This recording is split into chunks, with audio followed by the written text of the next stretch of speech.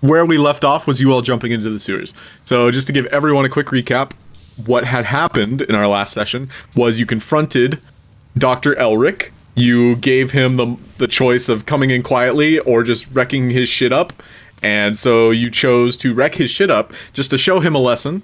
It seems as though you were going to bring him into the authorities. Him being an established practitioner of alchemy for the past 20 years in Deep Rockport, he has a good alibi. Apparently the people love him. Medicine flows freely. However, it's very clear now, having explored his under the covers operations, that he delves in probably black market shenanigans. Like maybe he buys and sells humans, or maybe he buys and sells parts. Maybe he uses humans and other types of stuff, because his daughter was obviously one of his test subjects. And so you all followed that trail and you essentially exposed him for what he was, at least in your minds. And you haven't really found any proof other than a mind flayer in his basement. And that was upon just kind of like stumbling upon it. He freed himself by unknown means. And you're currently chasing after him, only pausing briefly just to slaughter the mind flayer that was chilling in his jacuzzi. And so you're maybe roughly like a minute or two behind him in terms of a chase. And so that's where we left off. However, you're all now jumping down a sewer grate in the bottom of his laboratory. And this happens to lead maybe like a 10-foot drop. So no checks required. Alonso, you are given DM's inspiration because this is a target that you personally know, and you can use that to your advantage. Okay, cool. Nice. Chris would have got it too because he's an alchemist, but Chris is MIA, and so he gets negative DM's inspiration. Oh, fucker. Well, make sure to remind him when he goes to your next time. Yeah, right. Let's encourage him not to play. Anyway, you all are now jumping down into the sewers. We are going to roll initiative to determine the series of events. Keep in mind, you are currently trailing, a target that is trying to get away. Like, he is doing his best to Bominos. It's very clear that you're on his tail. Like, you went up briefly just to tell the guard, like, hey, your boss is dead, but we got the bad guy. And then you went back down and you didn't have the bad guy. So what does it look like down here? Yeah, I will cut you back over right now. Ooh. I'm just leaving my camera off so you don't see me chowing down. I want to watch you eat. Mukbang D&D. You have to pay me for that, man. My cameo is. And we'll just make sure you can see everything before we press forward. Oh yeah, I can see this creepiness. I see. Yep. And Bruce and Kai, both of you do not have dark vision, so it's quite dim down here. However, you do notice that there is like a glowing green faint light in the distance. And if you can follow my arrow, there's one to the north and then also one to the south. And you can tell that these are kind of like lanterns that illuminate this level of Deep Rock Port. Because obviously a civilization has to have good plumbing. And as you look up above you, you notice that this like entryway that you came through was kind of implemented by a professional standard. Like, this was something that Dr. Elric himself must have ensured so he could use the sewer system personally. And looking up, there's 3 grates, one of which, the one you came down, was the closest to you now. It's the closest to this big ditch here. And there is, like, probably ankle-deep water, but it's not exactly water. It's more or less like putrid still. There's kind of like a mix of bodily fluids of all kinds. This is very clear that, a doctor, so to speak, was using this kind of like orifice that leads down into the sewer system that eventually makes its way out to the open cliff face where the Deep Rock Port and all the airships themselves come and dock.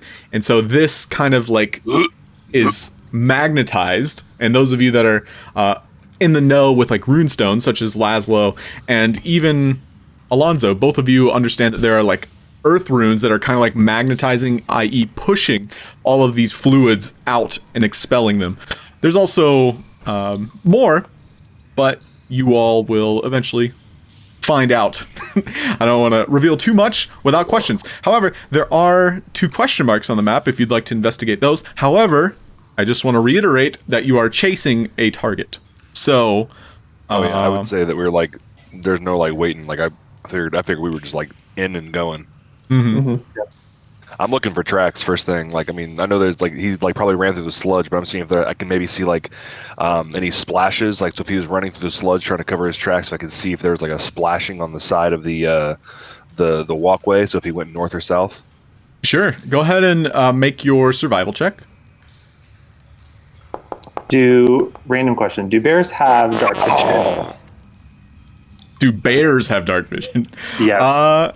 So one thing that'll help you is you have that whole folder full of animals. You can actually click them and look for yourself. I don't think they do. I don't think the senses are filled out. Oh, you might be right. Let me look. Cats. There's very cats few don't. beasts that have dark vision that you can transform into that aren't like small flying things or. What kind of a bear? A Black bear. black bear. I don't think they do. I mean, I'll turn into a cat. I'm gonna wild shape into a cat, but I was just gonna try to change just it. curious. Into something that, yeah. He does have good smells. Black bear can track pretty well. Ooh. stinky in here, though. Oof, cat's 40 feet. Nice. I'm gonna go with the bear for the smell. Okay, so you basically, before leaping down, you turned into a cat, or you're going for bear? You're going for bear. I'm gonna go for bear to see if that helps me track his smell. That's a gorilla. That's a gorilla. I know the difference. I know the difference. I know my animals. But yes, we will get to you, Alonso. One second. Are you? Oh no, I'm just commenting on the bear. Like, bear's awesome.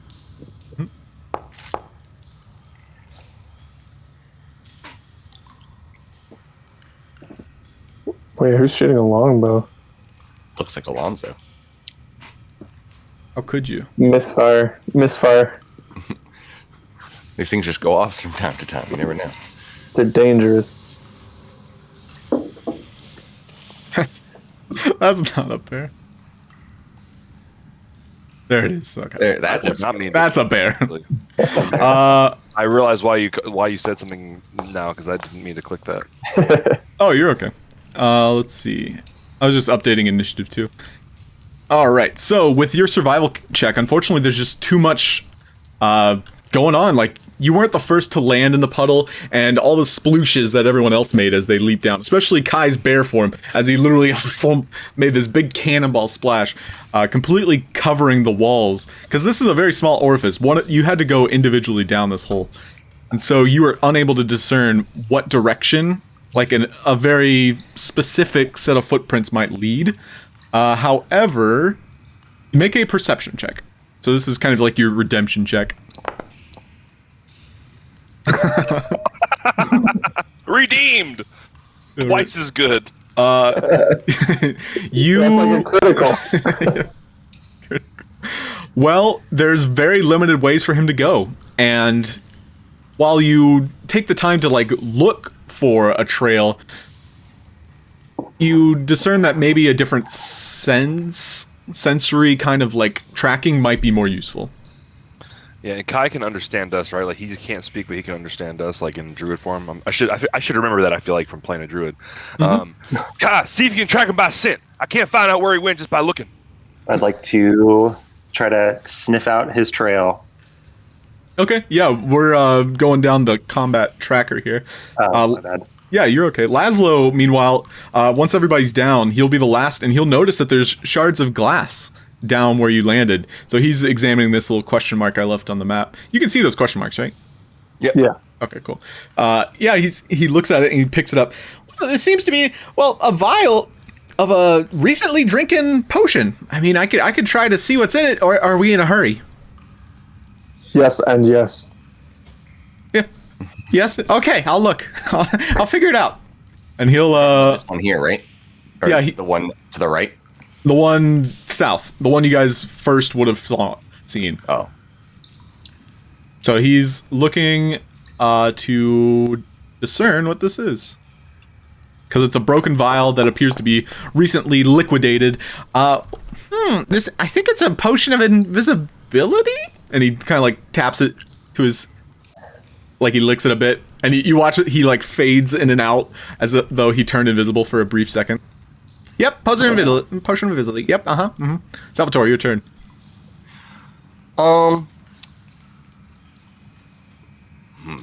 The doctor is quite a crafty man. I will go and check where we wouldn't think he would go. You all go ahead, I will catch up. And Salvatore heads towards this question mark and investigates. Okay, so make your investigation check.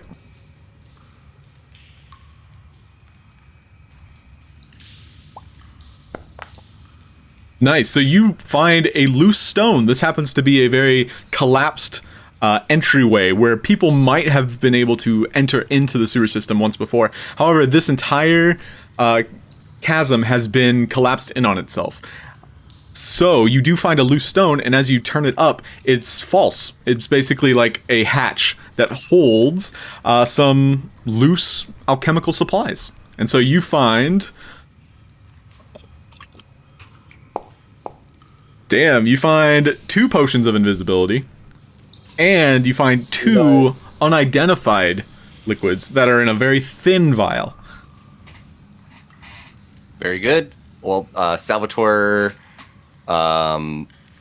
just grabs them quickly, and he tries to catch up to the rest of the party. Okay. You'll basically be moving from that square you're at, because it took you time to kind of like look through these stones and then fold them up. Bruce, meanwhile... Yeah. Bruce, what are you doing? You feel this aura about you. Currently, Alonso is tracking you. He's focusing on this concentration effect where he's ensuring like you can't get away from him. I would like to try and listen, like if everybody, quiet coyote, real quick, quiet coyote, everybody. Okay, make a perception check. And this is you going full bat mode, because you can't really even see in the dark all that well, so you're just... Yeah, you're listening in. Man! Unfortunately, all you hear is the sound of dripping, and maybe like the faint echo of footsteps. Like running footsteps. The faint echo? Yeah, because this is underground. There's not many sounds other than like the people up above, where there's probably commotion. There's so many different types of footsteps. Like you can definitely hear the echo of someone running here in the same level as you. However, you also hear tons of footsteps up above of people walking through like a bazaar or through the bar or the restaurant, etc. Okay. Fuck it. Let's just go this way, and I'll head west. Sure. So. Yeah. So to my recollection, I think the reason I even put a track on because we planned on splitting up, and so I wanted to be able to find them easier once we got back together, or try to get back together. Yeah, up to you if you want to keep it on them. Oh yeah, no, definitely keep it on because I'm actually going to say I'm going to probably go south on my turn. Anyways, go ahead. Okay. Yeah, no, this is your back of the mind. So yeah, Bruce, you are currently focusing on trying to listen in for someone trying to escape, and so you're heading north. Is that your choice? Yes. And I'll dash. So that's probably 50 feet. Oh shit. So what's this door? To your left is a door, and you can see. Well, actually, yeah, these lights illuminated it well enough. It's a sign that says "Last Resort Bar and Grill." What? It's basically it's the cellar for the restaurant and the hotel that you guys were staying at, the inn. Oh, okay. I thought this was the entrance to a bar. Oh, no. This is the same one you've been, but this is the underground. Got it. Okay. I was like, sick sewer bar. Sewer bar. Yeah, I think I get 10 more feet in me, and that's okay. It. So you're heading that direction? Like 25, 55. Yeah, right there. You're headed north or into the bar? I'm going north. I'm just getting a drink. Okay, make another perception check with disadvantage, and then we'll see what Kai's up to. Ooh, okay. Oh, could I have moved my movement that turn? Is that all right? Can I? Yeah, you can. I'll let you move 4 spaces. Wait, was that Four one roll or spaces. 2? That was only 1 roll. Yep, go one more. Unfortunately, yeah, you can't find any specific God. trail. Yeah, no luck so far. These rolls. Yep, Kai, what are you up to? I'm gonna see if I can sniff him out, kind of smelling for human alchemist smells. Sounds good. So you can use the bear's perception check. I believe if you open up the bear's, it should. Yeah, he has perception proficiency. That gives me advantage. All right, perception.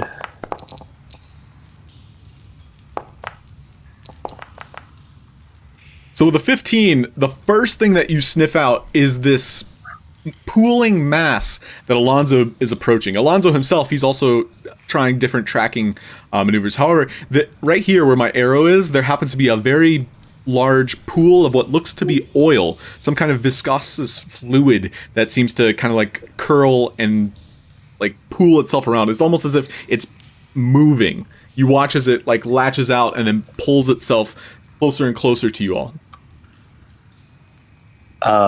So only I know this right now. Alonso's about to notice it, but you notice it first. Okay. So I will stop and sniff at it. Kind of to maybe help indicate that to him or to try to notice what this is. Okay, so you're doing the full beagle hound, like pointing at it. Yeah, my Well, yeah, passive well- perception is 16. Yeah. So with both of you being well versed in how nature works, and this isn't even nature, this is kind of like an arcane abomination of nature. Like this is waiting for something to step on it. So that is up to you whether or not, because you both identify what it is just through your trainings and your adventures. This is definitely a trap, so you don't want to step on that. Okay. Do I have any clues on the good doctor? The good doctor probably. You rolled a 15. The doctor isn't really stealthy. He went south. Okay. Then I'm going to. Can I get around the goo? You'll have to on the use your movement, or you can try and like jump it, wall run it. I will. I think I have a climb. This itself, just to give you a better description of the sewers are probably 12 feet tall, I would say. So like the ceiling itself is 12 foot up. The lowest point would be this river of slime and sludge. So right now you're... What's up? He said bears have climb. So I don't think they can climb on a stone wall, though. that was a joke because he said wall run. Yeah. I want. I would love to see you try, though. I would. Kung Fu Panda, bro. Absolutely. Let's do it. How big around is the goo? Yeah, it's basically covering 5 feet of space. Okay, so I will. And it's here where now. everyone's walking. So yeah, like the safe spot would be the river slime or along the other edge. Let's see. I'm gonna go up this way and then jump over the crossing here, and then head far, however much movement I have south. Okay. So that was 1, 2, 3. The sludge is dancing. Disappointed. Okay, so you're da-dunk, moving throughout. Yeah, so that's as far as you can go then? I believe so. Okay. Alonso, we're back at you. You're basically a foot away from this ooze as it's creeping towards you. You can totally see it. Like it's not like gonna lash out at you. It's trying to hopefully like take you by surprise, but you already know it's there. Oh man, I've been trying to work on my wall running tactics, but I'm gonna have to get around it like this. I'm gonna go.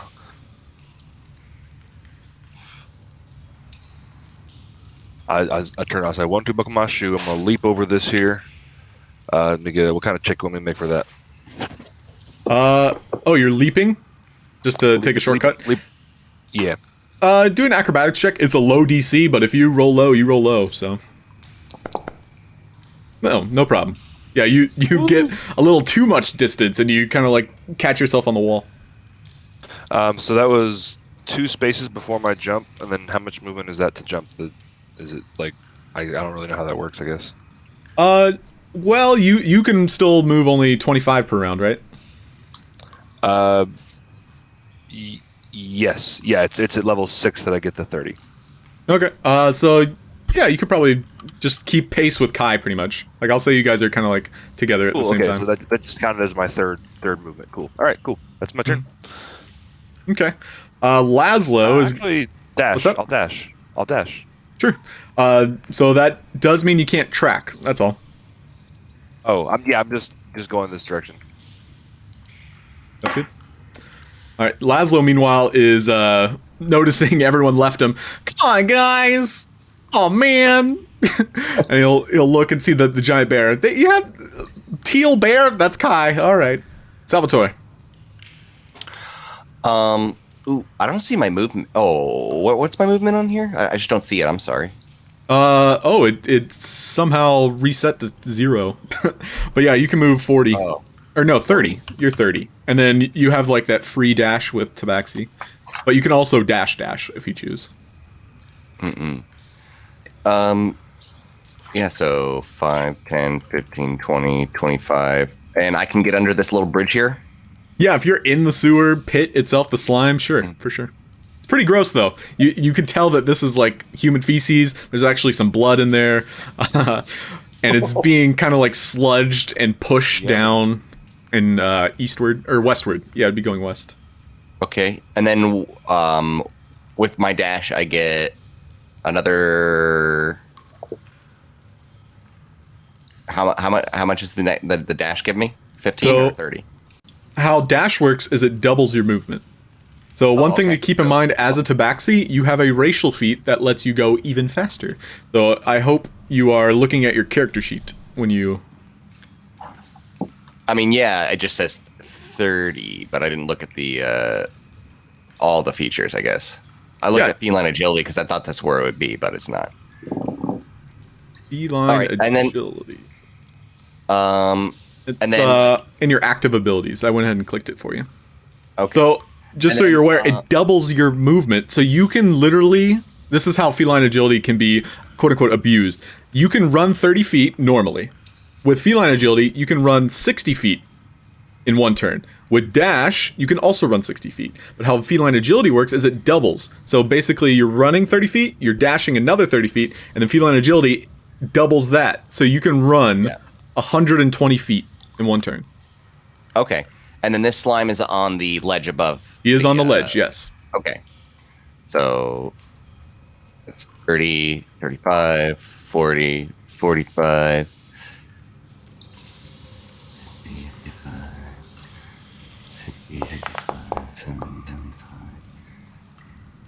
Ooh.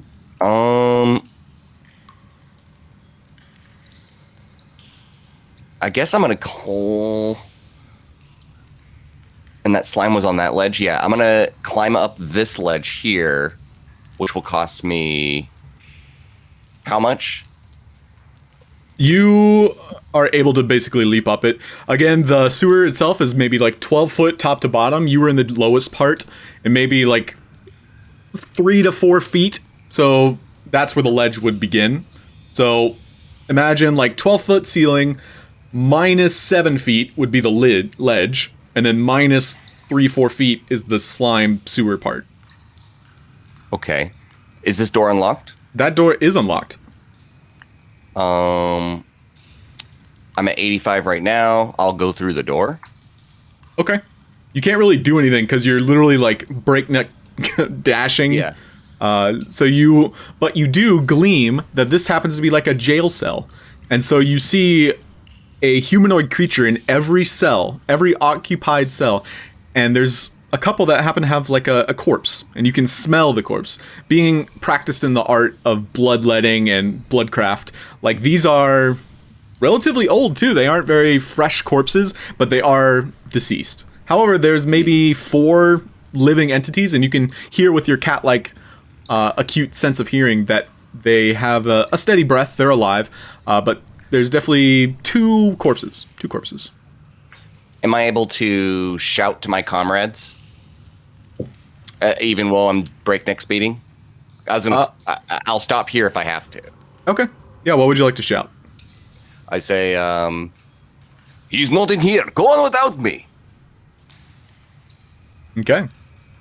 So, yeah, Bruce, you actually hear in the faint distance, he's not in here. Go without me.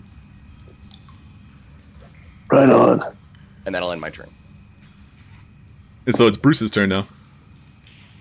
I'm gonna keep running. Okay.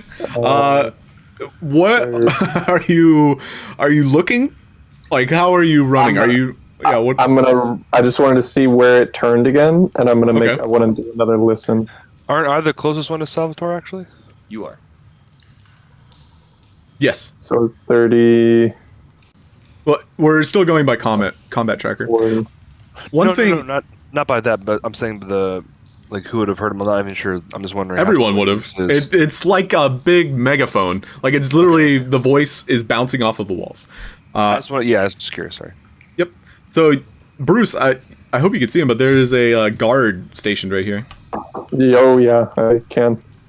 And he looks to be on break, and that's just your first impression upon seeing him. Are you stealthily running? Are you sprinting? Stealthily sprinting in the water. Yeah. I wish. No, I mean, I would have been. I'm looking for. I wanted to listen for this guy, but I turn the corner and see this dude. Mm-hmm. So I guess I'll. Is he asleep or? No, he's just kind of positioned there. He's not really working, so to speak. But you won't understand exactly what the situation is unless you approach, or you're found out, or you can totally choose to pursue. It's up to you. I will say to him, "Have you seen an invisible guy come through here?" Oh shit! Who the fuck? Hi. No, I haven't seen the invisible guy. What? Like, he's very caught off guard by the question. I'm looking for Dr. Elric. Dr. Elric. Why? Isn't he in his home, his office? Like, he's unaware of the goings-ons. Alright, and then I'll dash, and I'll do another 40 feet, just start running past him. Okay. He just watches you run, like he's trying to, like, picture everything that's going, like, through your mind. Yeah. What is he guarding now? Is it just a door? Or? Yeah, it's a door. I mean, you won't know until you either ask him or, stop, maybe go through the door. Don't care. I'm still running. Okay, sounds good. Kai, what are you doing? I'm going to round this corner here. Find my character around this corner, and then I'm gonna keep trying to keep on smelling. Okay. So you won't be able to dash. However, do a perception check with advantage, because you're sniffing out the invisible man. I'm just going to press it twice, but what's the button supposed to be for advantage? Shift. Okay.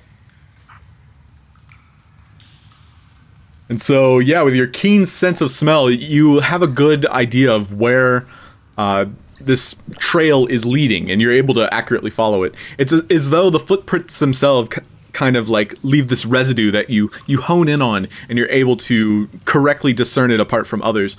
So yeah, I'll even give you an extra 5 feet for that. But yeah, he's close, but not within, like spotting distance, to say the least.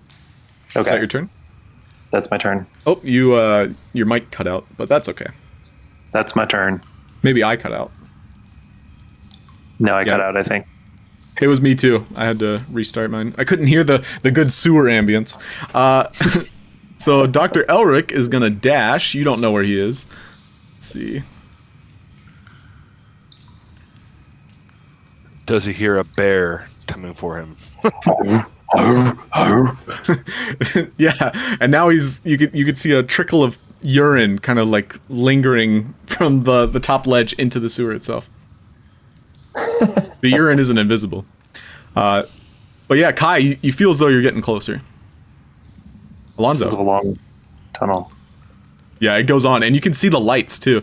They're these lights themselves are all illuminated by a very raw fire runestone. It's as though they were, instead of being repurposed and used for like identification purposes or engineering, etc., they were kind of like just chipped away into small fragments and then just hung up to just provide enough light in the sewer system.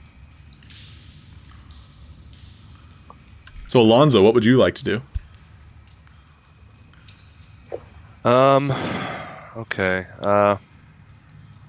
I'm going to just go up one space, cross the bridge, 2, 3, 4, 5, and then my action for the turn, I would actually like to use my primal awareness to cast Speak with Animals. I don't know if it's in...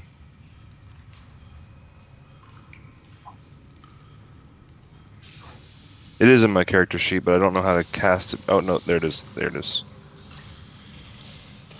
Cool. All right. So I can talk to Kai. And I don't know what I would... I guess it's verbal. It's verbal and somatic. So I would probably like kind of like pat on my chest, on my lungs, and kind of like and then start growling, just like, you know, to speak to him. Like, obviously I know he can understand me already, but like, you know, just showing him that I like understand his language, so that, you know, he can speak back to me now. But yeah, that's my turn. Okay. Yeah, very cool. And he can speak to you clearly, right? Or is it just you can speak to him? Yeah. So speak with animals is comprehend and verbally communicate with Beast Federation. Yeah. So I can talk to him now. Yeah, you guys can talk to each other. Okay, and so that was. Is there anything you all want to say to each other? How about that question? Oh, because you didn't really make. Yeah. Oh, I didn't know if you. I was going to be able to. Yeah. For just a free action, I'd like to say, yeah. Anything? You see a scent, Kai? Any idea where he's going? He went this way. Let's keep on chasing him. Mm-hmm. And to be more specific, Kai points out that the tracks are along the same path that Alonso's following. Oh. Awesome. Laszlo is getting ditched. What the heck, guys? And he'll catch up, and he doesn't actually see Kai and Alonso. He does see Salvatore, so he approaches Salvatore. Ooh, what's in there? Prisoners. Perhaps these are the doctor's victims. Maybe if we find them, they can give us evidence to clear our names for the potential crimes we've committed. Okay. So right now you're actually looking about. You can see several of them start to approach the bars, noticing that there's a new face. The door itself was ajar, which is a little bit unruly. And so they were kind of curious of the commotion. You all are shouting at each other, Salvatore specifically. So they're all, you have their attention right now. So they kind of approach their bars. Do you reach out to any of them or look towards any in particular? There's not really good lighting in here, so you would need to get close. Dr. Elric? You don't have night vision, you have dark vision. So it's like dim light. You have to get closer still. But yeah, you can see the entities themselves. You can't see them that clearly. Gotcha. I just go ahead and Salvatore proclaims, he's like, who here is a victim of the doctor and is willing to testify that he is an evil man and that those that would wish to thwart him should be exonerated of any potential crime they may have committed in the acts. Make a persuasion check. Oi, kitty cat, I'm here because the doctor's paying me. I ain't have no job.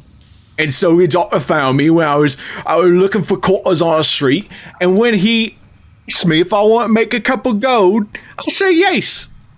Where is he? Where's my gold? Are you? Who the fuck are you? I'm assuming this is the dashy gentleman. Okay. This is that guy. Does anybody else have anything to say?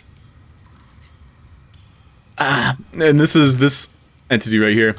Well, I mean, I don't mind ratting out the doctor. And as you get a closer look at him, he's half rat. You can see that there's like a mutation about him that has made him kind of like ratty.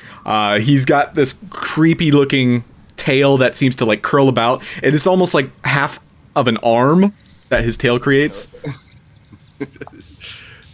Can I insight check the rat man? Sure. Yes, you may. From what you understand with the rat rot parasite, he might be an important voice in the future conversation. Ooh.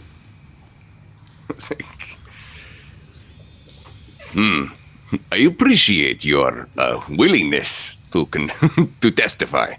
It is hard for those. I know there is, various conditions prisoners take. Yeah. However, I should say, you, my friend, terrify me, and I don't know if I should let you out without a guards present. One thing you should know is the whole time you're trying to have like a conversation with this rat person, there's another creature that keeps catching your eyes, and every time you look at him and you like lock eyes with him, it licks its lips. Oh, can you gesture to which one that is? Yeah, it's this one in the far corner. Ooh, the lip licker. Okay, I don't like the lip licker. Lip licker. Okay, I'll let you move your movement if you choose. You can stay here if you like. I'm going to rest, and I'll allow Laszlo to do his business in there next time because I want to regain my dash abilities. Okay, who needs medical attention? Says Laszlo. Bruce, what are you doing? I'm not aware of anything that's happening, am I? You're just sprinting down a sewer system. I'm looking for an invisible man, like. Alright, so I'll just go 40 more feet this way. Okay. I want to give a listen, see if I can hear anything. How well do you want to listen? Do you want to keep running while you're listening, or do you want to stop and listen? Oh, he cut out. Hello? Welcome back. I can hear you. Oh, okay. I'd like to stop and listen. Okay, if you stop and listen, you may roll with advantage. Sick. That's the secret, you guys. Oh my god. You no longer hear running. You do hear the sounds of people talking through this door, if you can see that door. Okay. And this is a doorway that is completely open. So you can see it kind of like opens up should you pass that corridor. And it's a very large room too. This is like a small gathering place type of room. Mm-hmm. There's also another door down here. But overall, like listening, the only thing that you can accurately like pinpoint and point out is that there are people inside this room. He could be in any one of these doors. Is this an archway to the south, or is that like a closed door? Oh, it's definitely an archway. Like there might have been doors at one point, but yeah, it's an open kind of like entryway into a different area. All right, so I'll take the dash, and we'll go here. I just want to. So that'd be another. Well, because you stopped to listen, you won't be able to like dash as far. I'll say you can make it. You can make it straight to that archway, though. I'll say you can make it to the archway. Oh, okay, sweet. All right, I just want to peek in there. Yep. So you just at first glance, you can see that there's these tiny altars that are interplaced throughout this big chamber. It's almost as though like a chapel area, and there's 6 altars total, one of which seems to be somewhat destroyed. But in the you can't even see because it's so dark in there. But it appears to like end about here. So it's roughly 50 feet, like the room itself. But it's like a big shrine, like chapel type area. Okay. All right. No people, no persons. Yeah, no one there. Okay. Kai, what are you up to? I'm gonna keep running. Okay. Counting.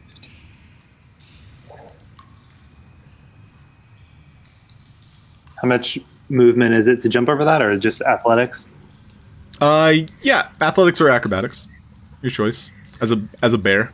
I think my athletics are better than my acrobatics as a bear. Ooh. It's a pretty big gap because this is another opening that is used for maybe like an establishment or a business, i.e. the tavern, judging by like its location. So you trying to jump that, you kind of slip on the edge, and so right now you're currently in this pool, and there's a couple of fresh droppings being made as you slide into the sludge pits. By me. Yep, right next to you. It kind of clogs your smell. Okay. Well, I will keep on. I'm sorry, Bearcat. How much more movement do I have? Are you dashing? If I dash. Yeah, if you dash, you essentially had to pick yourself up off that 3-4 foot ledge. And yeah, you can go, I think, another 2 spaces. Right. Yeah, it sounds about right. Here. And so you're da-dum, da-dum, da-dum. Make a perception check with disadvantage as you're trying to sniff out your prey.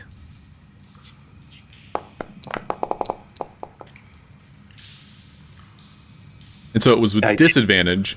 Oh, that was a 2, was the lower, so. Yeah. Unfortunately, you being in such a huff, as well as catching too much of that tavern poopy smells, they definitely had turkey legs tonight. You were unable to pinpoint that same trail you've been following. However, you do notice that it's getting stronger. It's just you're unable to accurately pin where it is. And that's your turn? That's my turn. Okay. So Dr. Elric is going to keep moving. Let's see. Where is he going? F. That's an idea.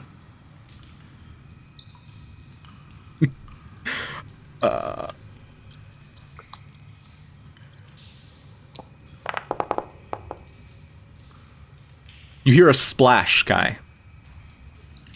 Coming from the west? Yeah, the west, southwest. Left. West, Okay. southwest. Alonso. Would I have heard that splash at all?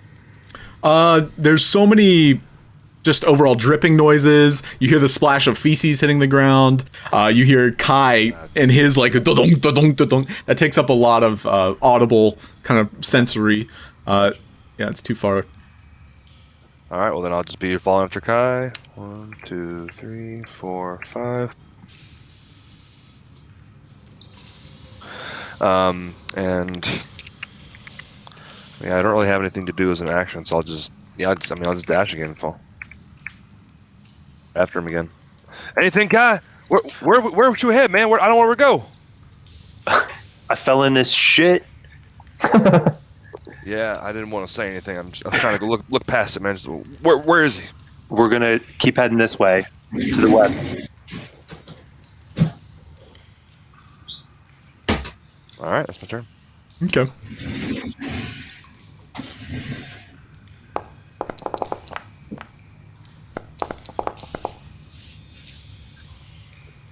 Oh shit.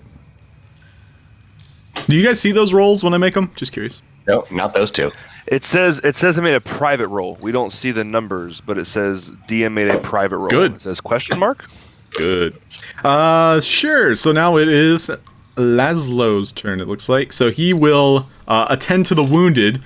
However, he notices that Salvatore is trying to go, and the urgency of the matters. He'll just kind of apply ointment to the rat. He's like, "Don't worry, I'll be back, okay?"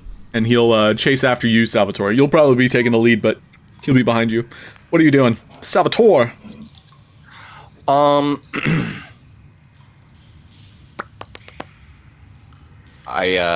Salvatore proclaims, "Good will triumph over evil. I will go ahead to dispose of the evil practitioner who has morphed your ugly bodies. Goodbye, my friends, but we will be back." You're an ugly body. You hear the one guy say.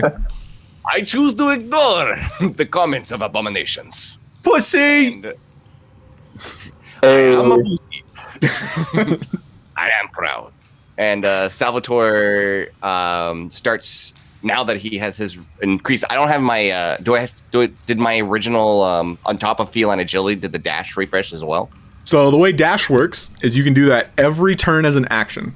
Feline agility, you have to stay still. That's how you get that back. That's all I was asking. All right, and so I'm gonna start heading back this way. 5. As you're running away, the one other entity that seemed to be alive, she says, "You know, he seemed nice." I know. He just, I was ratting on his fur. That's all. Oh, you darling. How far are you going? Salvatore wouldn't know the conversation that happened between, or know anything that happened, right? So yeah, Nope. he'll stop right at his friends and be like, "Where is the doctor? Do you have any news?" You guys can talk to him. Aru, I get it.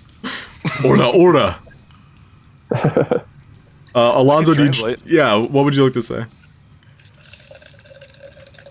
Oh, yeah, it's we're just going this way. I'm gonna head down here. Kai, just keep running on that side. Come with me, Salvatore. Ooh, and does he gesture to which direction? And to clarify, Alonso, I guess, or to clarify for Kai, I was pointing. How do you mark the map again? If you hold X, it'll bring up an arrow. So I was pointing over there. Mm-hmm. Oh, I didn't. Okay, So over like there. for Okay, so I was saying Kai go that way. I was saying yeah. Sorry, this whole push to talk is fucking with me on my keyboard. I still have right now. movement. So Mhm. like, would you indicate which direction I should go? That south. I was indicating for you to go south. yeah, you can Directly move south, like here, or like right in front of you, this little canal. Wherever you want to go, buddy. I was just saying where. I was just recommending you go south. Or like here, this south, or this. It's south? very clear, Salvatore, that there's too much communication to be happening for everyone to be dashing and that to be clear. However, you can stop there, and you now understand that he is gesturing towards this channel here. Very good. Then I'll follow my friends. Okay. Bruce, meanwhile, you are looking into this chapel area. What would you like to do? Is there any sort of a? Is it just a flat wall on the other side, or is there any sort of entrance or door? It's very dark. You can't really see that well. Okay. Could my torches be flares just because it's cool? Yeah, you could totally use your imagination as Bruce Vivane and throw your flare in there. Yeah, I want to get some light in this bitch. Okay. I'll use one of these. Whoa! What the fuck is this? Oh, here, I threw it for you. I see what you okay. did. I see what you did. All right, I just wanted to expend it. Did it drop it? Whatever you were using? It gave me like a spell template. Right. It doesn't look like it's working. Oh. Whatever you used. Did you put it down? Yes. At first it was like a giant warning symbol. Huh. And then Yeah, I put it down. Like, I can see it, but I can't touch it. That's weird. Anyway, you toss your flare in, and you kind of make, like, that flare gun sound, like, pshh, and as it hits the floor and clatters in front of this big statue, it looks to be, make a religion check. Oh. You are unfamiliar with this deity, and it's also a deity that you've more or less never heard described. Like, it has features that are so unusual that having a church underground would make sense. It seems as though it's not like a prominent deity. However, you do notice that there are 6 altars total, one of which is destroyed, and they all seem to have like a symbol engraved on them, a different symbol. All right, but no doors or any other exits. Not at first glance, no. All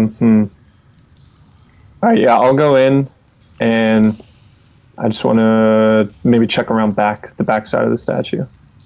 Okay, make an investigation check. Yes. One thing you immediately notice with your torch kind of like flickering and illuminating the room itself, that there are banners that seem to have the Deep Rock royalty. They're a nice navy blue with white embezzlements, and the symbol itself of Deep Rock and the kingdom and that noble lineage. And looking about, all of these are tabards that are hanging along the walls themselves. Each of these tarps here are those such tabards that seem to just have like that emblem of Deep Rock.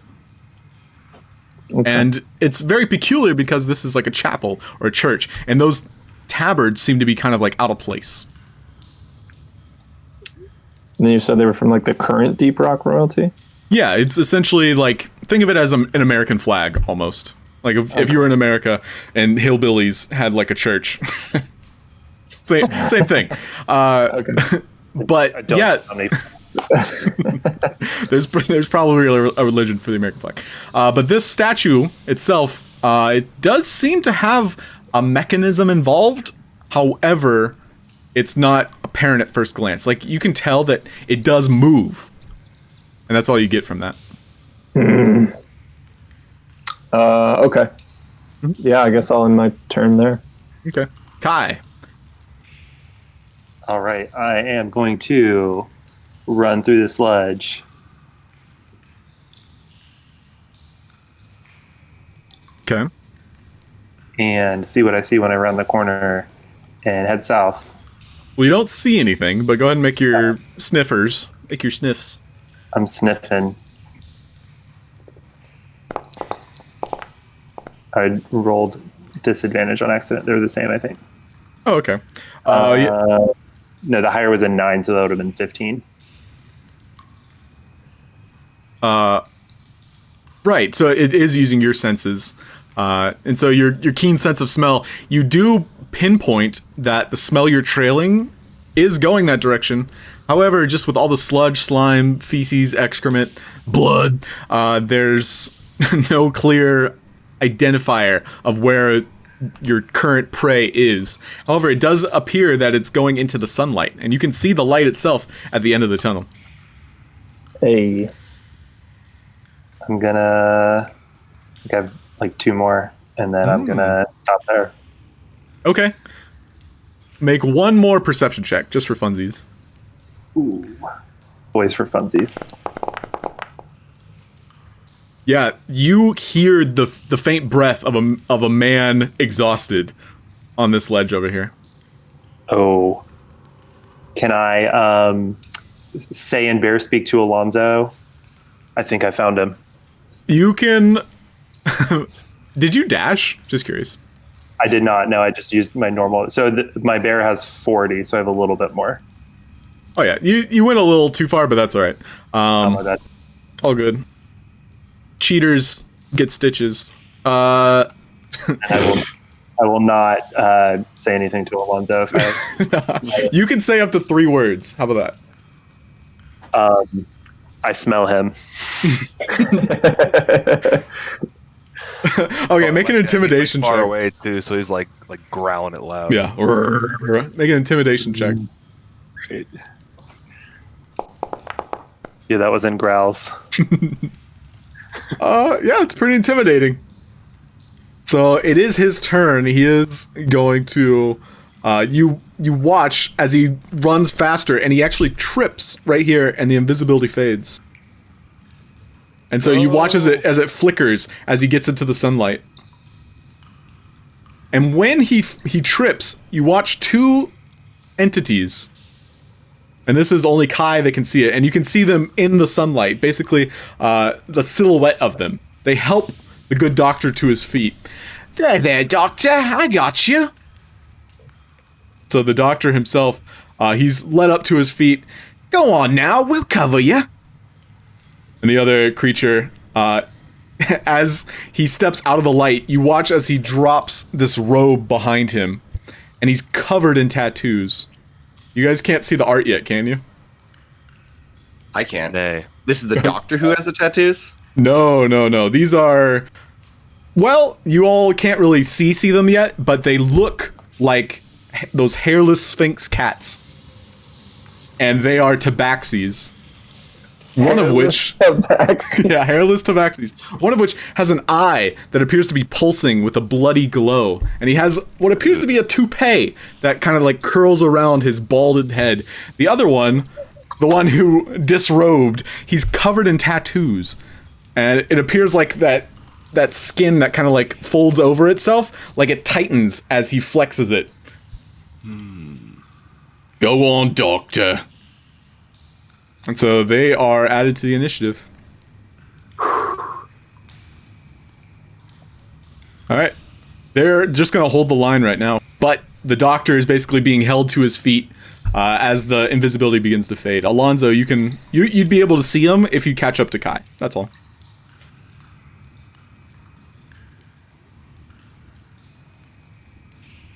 Oh, we can't hear you if you're talking, Alonso.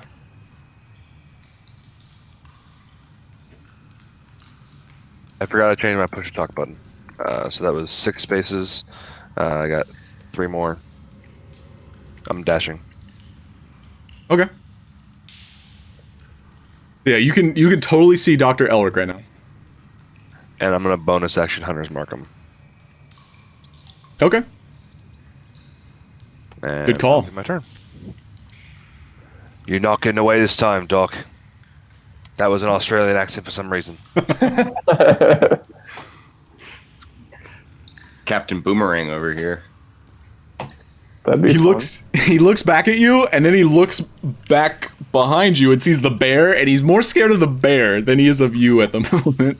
However, the hunter's mark on him was a very good call. So right now, like, he knows, like, he gets this feeling that he's being watched from all angles, and it's just such an out-of-body, like, terror. He pulls himself up, and you can hear him talking to these two. Raul, Tito, I'll meet you at the ship.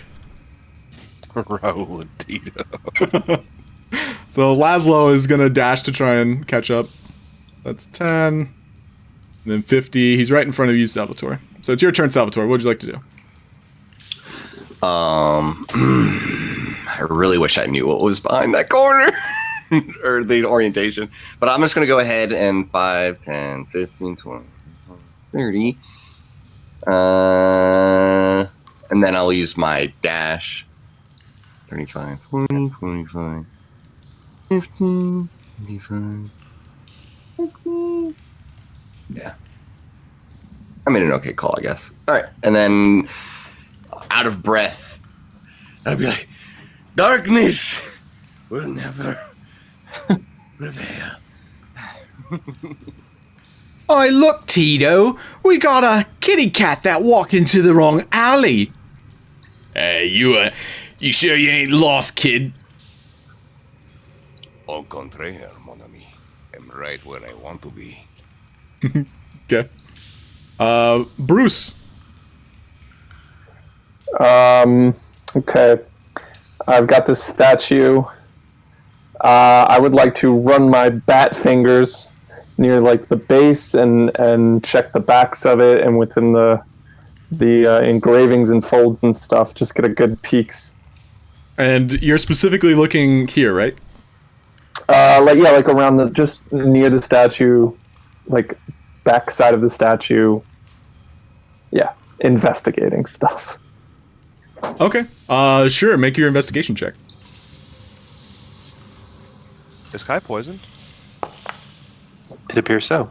Finally. Jesus. I don't know how that happened.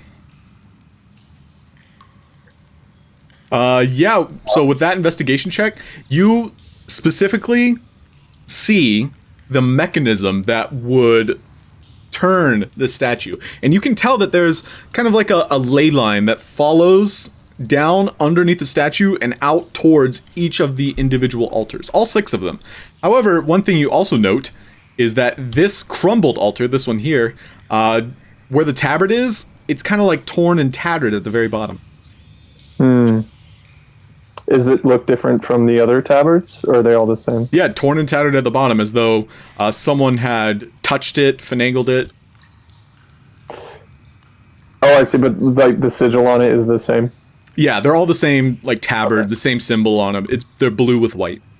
Okay, yeah, I will move over to there and check out the wrecked statue.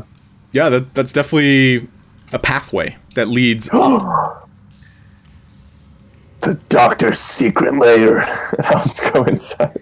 Okay. Yeah. So I still think I'm trailing him. I have to find him. Make an insight check Okay. because you're off alone at the moment. Oh, And yeah. you did hear like the doctor isn't this direction, so that might allude to you're going the right way and such. Oh wait, sorry, that's insight. What did you? Yeah, ask insight for? was what I was asked for. Okay. This is not where the doctor went. However, this appears to be the entryway into a thieves' guild. Oh, that's good to know. Okay. And so I'm just like, fuck me. I guess I'll go back. Right. However, and this is due to your insight check, the doctor has likely alluded with whomever uses this entryway. Yeah, he's got ties. Colluded. I said alluded. But yeah. Okay. Eluded with their help. All right. So then I'll start dashing back, I guess. Okay. So you have the faintest idea that this wraps around. Like, you were able to see the lights, and so you would understand that following this path would South. Yeah, if you were to go west then south, you get the impression that you would be able to meet up with your party. Okay, sick. Yep. So Kai, you watch these two cat-like entities silhouetted by the light emerge, and they pick up Dr. Elric, whose potion has flickered in the limelight. What would you like to do? I would like to use my movement to get a little bit closer over here. I'm going to change back into Ganassi form. Okay. How do I do that? I got you. Bam. Okay. And then I'm going to, as a bonus action, cast Misty Step to teleport to the other side of these folks Ooh, okay. to try to bar Dr. Elric from escaping. That was 1, 2, 3, 4. I'm going to go right here. Oh shit, Kai, you got balls. Going for it. Bear balls. And that's my turn. Okay, do you say anything? Say not so fast. You hooligans.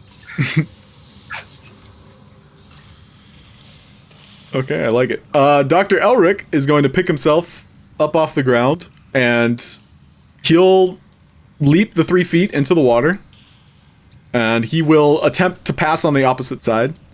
So you can swing at him. I will swing at him.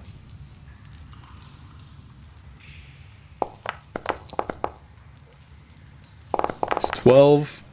Beat it. So yeah, you do 9 points of damage as you stop him in your tracks. What would you like to say to Dr. Elric as you slap him with your staff, and it basically creates this ice wall that prevents him from going further? We are going to bring you in. You are not getting away from us again. I don't know why you're doing this. Did Alonso put you up to this? I have a job. Maybe more than one. Just because I do things on the low doesn't mean I'm a bad person, does it? On the DL. I help people. Why can't you understand that? And he'll let's see, what can he do?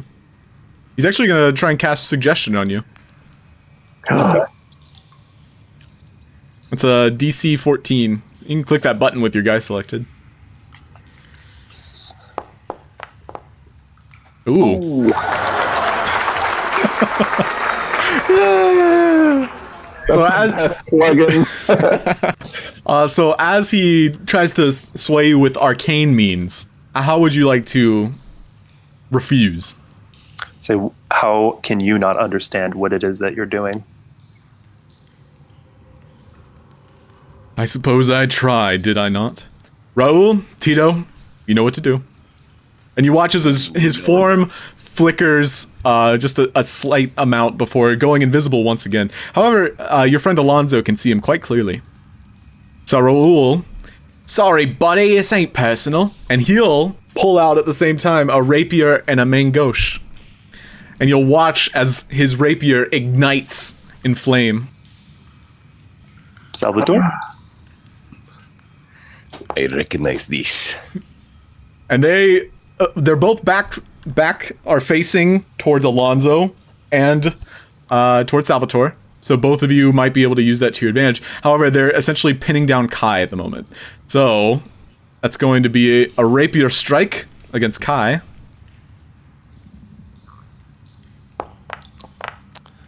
Just to let you know, only one of your kitty cats is in the order. Oh yeah, the other one was invisible. But he rolled natural 20 on initiative. So he'll be next, Nice. Don't worry. So that's 9 piercing damage plus 4 fire. Okay.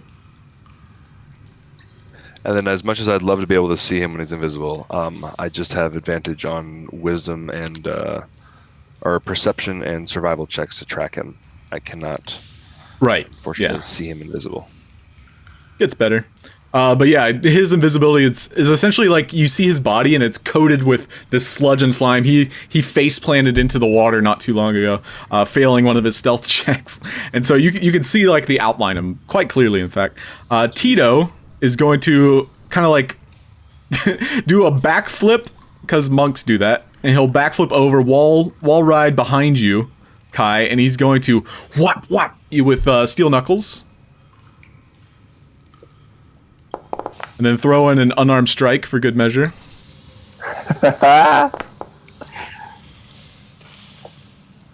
Ow. I deserve this. Oof. So it's 11 bludgeoning, and then 8 from the unarmed strike. Jesus. And Kai is now unconscious.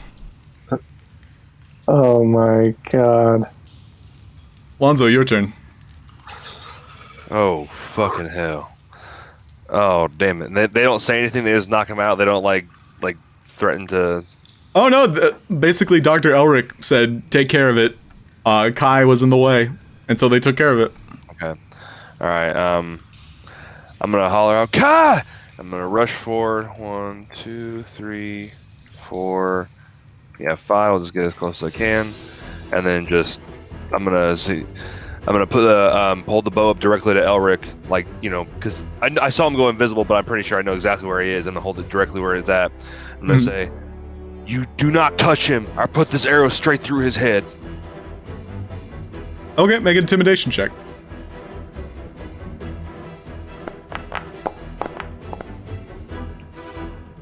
It's 10. They basically drop Kai, and then they turn towards you. Oh, is that so, little one? Okay. Am I allowed to attack or? Oh yeah, you can attack Dr. Elric. It'll be at disadvantage. That's all. Okay. Okay. Right, because he's invisible. That makes sense. Okay. Yeah. That makes sense. That's the rule.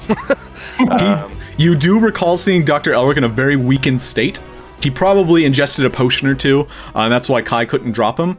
But you get the impression you could drop him if you land it. I'm checking something really quick. I want to see if I have to see a target to have planar warrior. I'm pretty sure I have to see the target to put my planar warrior. That Oh, makes true. sense. Tell you what, I will Yeah. allow you to essentially use your planar warrior bonus action, and that will make it a normal attack. So that will remove disadvantage. Yeah, that's sweet. Fuck yeah. So, all right, I'll bonus action just really look for his energy through the planes there, and then take my shot. Woo. Yeah, and that hits you. You see the arrow fly and stick into the target, and then you watch as the arrow pivots as his body hits the floor. I fuss. And so Dr. Elric is also unconscious. I said we unconscious today. That's it? And that's it. Okay. All right, now it's personal. Laszlo is going to... Oh, he's got 30 feet, and I don't know if he has... Yeah, I don't think Healing Word will reach. Or if he even has it, for that matter. He does have it. You said Dr. Elric is dead, or is he unconscious? He's unconscious. Okay. Yeah, he's too important to die. That's what I thought, man. He's undead. So Laszlo will dash, and he's like, "Oh gee, Kai!" And he'll use Healing Word to bring you up as a bonus action. So he dashed as an action. So you get 4 points of healing, Mr. Kai. Hey, thank you, Laszlo. All right, Salvatore. All right. I don't remember, but I'm pretty darn sure I sheathed my blade at one point. Yeah. So I'm going to, and I'm able to leap across this canal without any difficulty. Yeah, with your agility, not a problem. All right, so 5, 10, 15, 20. I'm going to, with my bonus action, use Rite of Flame. Okay. Ooh, mine is weaker than yours, my friend. No matter. I will dispatch you periodically. And then I will use my rapier to... Oh, just barely. That one scared me so hard. And so, as you both clash swords, you get the rhythm of his own blade, and you're able to pinpoint a weakness in his defense, and you stick him straight through the chest cavity. Oh, I see you are trained in the arts of dueling. I will enjoy our battle. I would like nothing less, my friend. Friend, I don't think you understand the situation. And he will, at that point, lunge out at you. So, And so that's your turn? Friendship. Yeah, the power of friendship. The power of friendship is nothing compared to the power of evil. Which I mean in the inverse, whereas friendship is better. Friendship is better. I look at Salvatore like, huh? Yeah, so I clarified. Salvatore and Raul are having like a conversation about philosophy and evil as they're dueling. But we are not evil. This is just simply business. And so Bruce, it's now your turn. Yeah. Bruce, you get the faintest impression that you're no longer being watched by Alonso, and it's like a cooling feeling that you're no longer being. You don't have like that impermeable sense of being watched. I wonder why he stopped tracking me. I should probably go look at my friends. And then I'll go 30 feet. Oh, wait, there's a wall here. Yeah, Oh, I'll bring you back out. There you go. Wait, do I go south from here? So if you follow this arrow, if you're zoomed out, back the way I came. yeah, back the way you came. Unless you want to try and hold. I thought you said it connected. I was confused by that. No. This chapel is like its own room. Okay. Well, then I'll go back the way I came. Okay. That'll be 40 there. Then we'll take another 40 that way. Well, which way are you going? Left or right? Back the way I came. Well, your insight check alluded that it would be faster. You'd basically be meeting your friends if you were to go that. Okay. Yeah, that way. I thought that was south. Yeah, that's what I was With that. helping you with. Okay. Oh, I moved the guard, not you. That's funny. Like, the guard's watching you, Naruto, run. Right there. Okay. Okay. Sprinting and getting wet. Kai, your turn. I am going to cast. Where did it go? Mirror image on myself, Ooh. creating. What do you call that? Like a water mirage. And then I will, as a bonus action, cast Waterlog on my staff. And so, Waterlog, for those of you unaware, I get it. is Shalala. We repurposed that douse cantrip he had. It is now called Waterlog. I like that. That's Water Shalala. Okay, so that's going to be your turn? Yep. And yeah, so these images of Kai, as he stands to his feet, they just separate. It's as though the water itself kind of like boils and bubbles and then just kind of, what's the word, buds, I guess? Where just a form of you just kind of like comes out. Like it appears as though you're mutating, like like a molecule would. Fantastic. Dr. Elric is going to start making death saves, because he can do that. I would recommend he does that. As the arrows, like, he's thumping about on the ground. Raul, I am not evil. This is evil.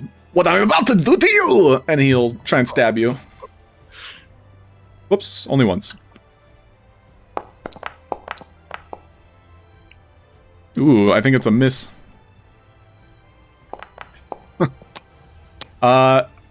It doesn't look like it rolled. Did it show you? No, it didn't. Okay, well, he rolled an 8, plus modifier is still not enough. However, as a bonus action, he will click his main gauche, and you watch as the blade itself, it unfolds, and then he drinks from it. Go ahead and make a perception check, Salvatore.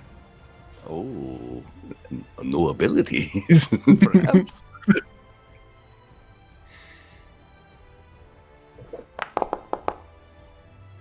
So you identify this fighting style, if you could even call it that. It's more or less a blood hunter kind of sect. He is of the Order of the Mutant, and he ingests something that seems to enhance his abilities. Ooh, does Salvatore have the ability to inform his friends that he's about to mutate? Sure. You can tell him. What would you like to say? He's about to mutate! Watch out! He has increased abilities in certain facets. And so Tito is going to punch out these spectral images. So the way it works is you have 3 duplicates, and you're rolling d20 to see if the attack targets one of them instead of you, right? I believe so. Yeah, so you roll a d20, and he's making 2 attacks against you. Oh, geez. Yeah, so one of them is going to impact a clone of yours, and go ahead and roll again, because he is doing unarmed strikes.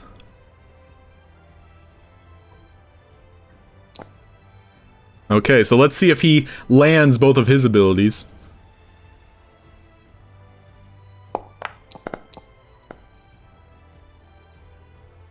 Yeah, that hits your AC. I think he would have to roll a natural 1. And so, he's able to land a kick on you, and it deals 6 points of damage. So you are unconscious. Yeah, you're back down again, unfortunately. And I lose my mirror image. Yep. So as he slams into one of your Kai clones, and you watch as his face just curls in like a splash of water, and it just kind of like disrupts like a puddle hitting the floor, and then he lands a kick directly onto you, and you hear a snapping crack as you fall prone once again, unconscious. Alonso, your turn.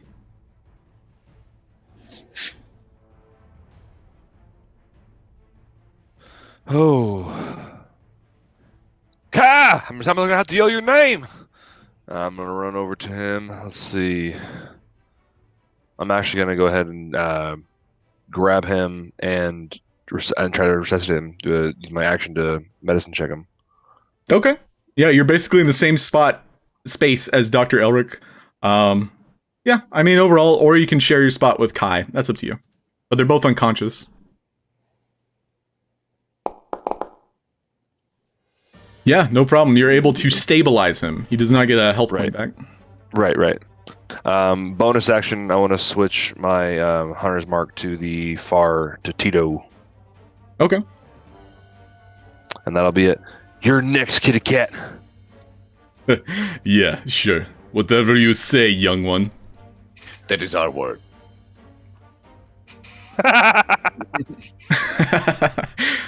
Great. Laszlo is going to rummage through his stuff.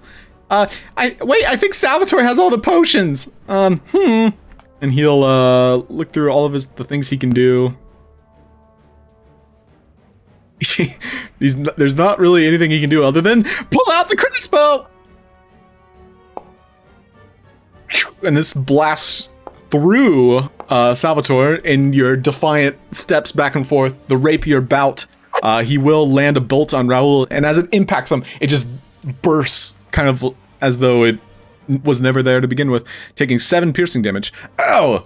I did not understand. This was an unfair fight. When those who dabble with darkness, nothing is fair. This is not darkness. Your turn, Salvatore. Ooh. Well, then I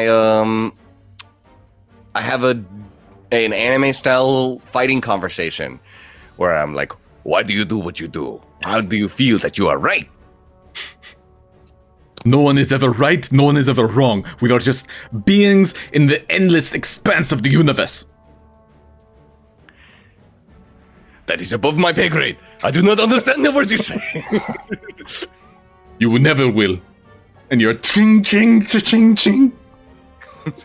If you're never willing to explain, I will never know. I am explaining. What do you think I'm doing? I am trying. However, you watch as his muscles begin to expand as though he's getting more dexterous. Ooh. I was like, perhaps we are both wrong. Perhaps there is a middle ground. Maybe we could parlay? I will never parlay with someone of your caliber. Are you? And he's actually going to make a check to identify you. Perhaps he's heard of you.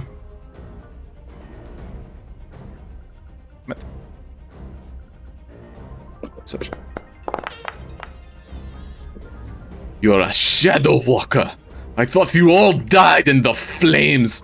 Or was it the water? I don't care. If you know I'm a shadow walker, then you know our persistence. We will fight to the death.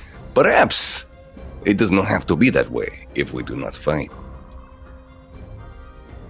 Well, I am a pepper skin. I don't care about you or your compulsions or anything that you desire. It does not impact me whatsoever. And this is just cling, cling, cling. What would you like to do? Cling. Are you attacking? Can I roleplay for just one last turn? Can I insight check to a pepper skin? History check. That would be history. History, okay. I've never heard of you or your baby clan. Obviously, if I've not heard of you, you are nothing. And then I will strike with my rapier. Okay. Yeah, 21 does hit. Even with that, as dexterous as he is, you're able to pinpoint a weak spot in his dueling prowess. And you all are essentially equals at this point. However, both of you are scoring hits on one another.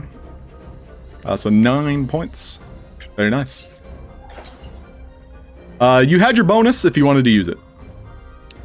I'm gonna keep my bonus for my parry. Okay. All right, Bruce. Bat dash. I'm just gonna go towards the sounds. Is this a wall? What am I running into? So it's 30. 40. Oh, you would want to go south. South. Oh, south. And then another 40. Boom. Nice. And no key points to spend, huh? I'm tapped out from the other fight. I'm actually not in great shape, so like me fighting right now isn't even helpful. Mm-hmm. So Kai, you are stabilized, so you don't have to make death saving throws. There's not really anything you can do. I'm just unconscious. Just while it's my turn, I'm curious. Both, what is it called? Waterlog and mirror image. Neither of them take concentration. So are they both held for when I get up, or do either of those drop? I'll say waterlog doesn't. I mean, mirror image, I didn't really think about. It does make a duplicates of you. I would say that he had impacted the correct Kai, and so the other Kai had essentially mirrored what you also had. Like, you fell, and so he also fell. And so there's like, I guess, 3 Kais on the ground right now, all next to each other. I'm wondering when I get back up, or do I have that still, that effect still on me? Yes, because it's quote unquote mirror image, it's more or less just copies of you all imitating you. And so, you know, your opponents would have to guess like which is the correct Kai. And so he got lucky. Okay. Great. So Dr. Elric, he will make another death saving throw. Fails it. Raoul, noticing the situation, he's going to try and pick up Dr. Elric. Salvatore, you can totally make an attack of opportunity. Alonso, I will say you probably don't have your weapon out if you stabilized Kai. You can try and swing at him with a punch. Who? What now? Essentially, Raoul, the parry or the rapier swinging tabaxi, he is making an escape, and he's grabbing Dr. Elric. Oh yeah. I mean, I would have put my weapon away. Could I? Oh yeah, no, I don't have. Yeah. I'll punch. I'll punch at him. Fuck it. Okay. And so Raoul, judging by the situation, Tito, you grab the body. I will ensure that he is resuscitated. And so he will have his rapier. He'll sheath it, and so the flames go out. He'll try and do a medicine check. So technically that'd be a 15 because I got a -1 to strength. So was that a hit? That misses him, unfortunately. All right. He's very dexterous. You can see his form is like shaking with how much energy it has pent up.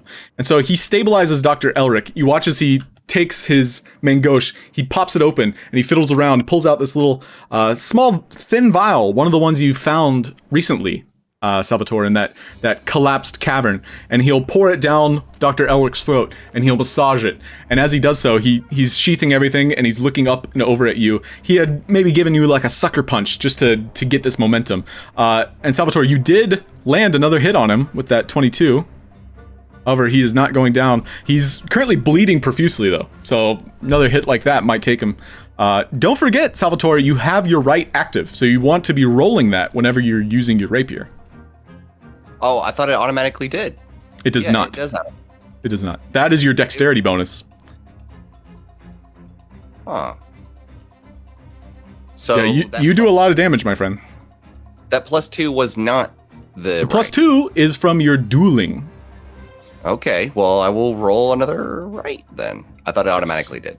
And yeah, just to pause to say this out loud, everyone please be aware of how your class, character, everything on your sheet, how it works. Because it helps me, because I have a lot of things I have to do just to make sure everything flows properly. Ooh, I got a spooky skull on me. Yeah, I don't know how that happened. But yes, an extra point of fire damage. And you watch as he's bleeding profusely. However, all of his wounds seem to be like sealing themselves through some kind of like mutation. And so he's able to properly heal, or I should say stabilize Dr. Elric with his own medicine check. So he is stabilized as well. So Kai is also laying amongst Dr. Elric and two other Kais. So it's like a corpse line. However, everyone's breathing normally now. And so Raoul will use his feline agility to get the hell out after doing that. So he'll move an extra, I guess he gets another 50 feet. So he sprints out into the public space. So this light at the end of the tunnel was essentially the public access to the sewers. And so he's essentially mingling with the crowd at the moment. Tito, it is now his turn, is going to pick up Dr. Elric and will also make a break for it. However, he is being tracked at the moment by your friend Alonso. So you do have that. So he'll pick up Dr. Elric, and he will also feline agility make a break for it. And so they sprint 60 so feet into the crowd outside. He was prone. Well, he picked him up. Makes it easier. Alonso. I'm just teasing. All right. If you fire, it would be a disadvantage simply because you're firing into a crowd, and you might hit someone. Okay, that's fair. Oh god. However, you could totally, like, and this is running through Alonso's mind, you could take the doctor out of his misery should you line up the shot and you take it. I'm not trying to murder him, I'm trying to have him answer for his crimes. Okay. Honestly, I'm just gonna, like, I'll probably, like, hold my bow for a second, like, trying to, like, line up a shot, but I'm just gonna start chasing after him. Put my bow down and start chasing after him. Okay. So, full movement plus dash? Yes, sir. Yeah, and I was joking about the him having to stand up because you did say you helped him up, but if that guy helped him up, then he wouldn't have been able to dash, right? So one of them stabilized and then ran. The other slung him up over his shoulder and then ran. And they are both tabaxis. He put him on his shoulder. I thought you were saying that the doctor was running with them. My bad. No, he's stabilized. He can't move. He's like unconscious. Oh, I misunderstood. All right. Yep. And so as you dash after them and they're mingling through the crowds, you, with being, short, stubby legs, you're unable to keep up with these feline creatures. Okay, I'm really just trying to make sure I keep an eye on them and where they're going so I can track them properly later. Yeah, you can tell that they're running towards the boats and like the airships and the docks over on that side of the town itself. Sorry, last thing before I lose sight of them, I want to switch the tracking to Elric. You cannot switch tracking. It's at 0 hit points. Oh, when they die. You're right. Yeah, and so you had already swapped it. So you do have it on Tito. So. Okay, got it. Yep. Laszlo, meanwhile, is going to attend to Kai and trying to get you up on your feet. He doesn't have any healing potions, so he takes one of the ones off of Salvatore, and he'll, being an alchemical doctor and a whiz, he'll apply the greater healing to you. So I will pull that out. Brick. The enemy sort of identified the potions to us.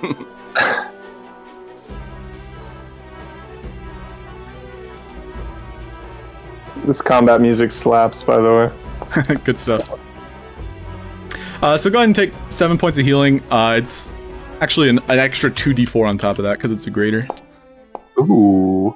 So it'll be 13 points of healing.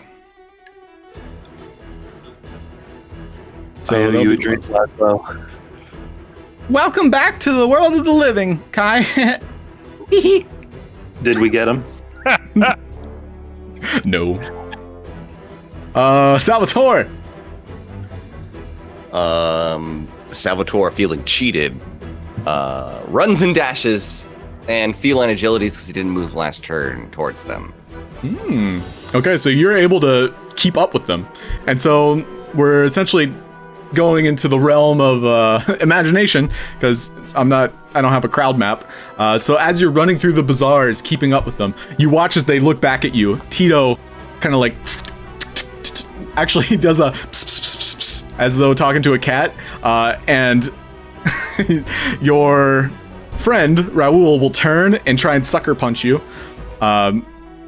So yeah, this is just going to be a kind of like a combat between the three of you as they're trying to make their escape. Bruce, we'll say you catch up at this point. Thank God. You guys, I don't think he went that way. Yeah, we're chasing him right now. All right, what do I see? Because I literally couldn't even see the map. Like all right, so who is where? Well, they made a break for it before you even showed up. Like, you didn't even see this battle happen. Right, but I mean, like, what? As I round the corner, who do I see? As you round the corner, you see Laszlo attending to Kai's wounds, and you watch Alonso being passed by Salvatore, who is running 120 feet per second, or 6 seconds. So they make a break for it. Yeah. What's going on? Is anyone gonna I'm out of the tunnel by this point. Like, I mean, yeah, on the map right now, I'm on the tunnel, but like by this point, dude, yeah, I'm out. The only one that's there is Laszlo and Kai. Mm-hmm. I pulled a Bruce and got knocked out a couple times. That's not funny. I'm just coming to, so I'm not quite sure exactly what's happening. Laszlo, do you need help with him? Well, no. I gave him a good potion, and I'm off. Okay. Yeah, he's trying to accurately discern what ails Kai at the moment, and you're already running. Like, yeah, he's good. Yep. Okay. Yep. So then I will exit wherever it is. Is there texture on this map, or is it just a blue square?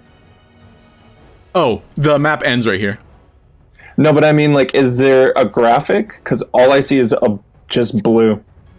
Oh, the whole time? Yeah. What? Yeah. Wait, you haven't been seeing the sewer? There's an awesome sewer map. I can see the wall. I can see black and then the light sources, and that's it. Right. So if I move you here, like, you can see these lights. All the lights. I see the light sources, but I don't see. There's no graphics. That's a you thing. I'll refresh though.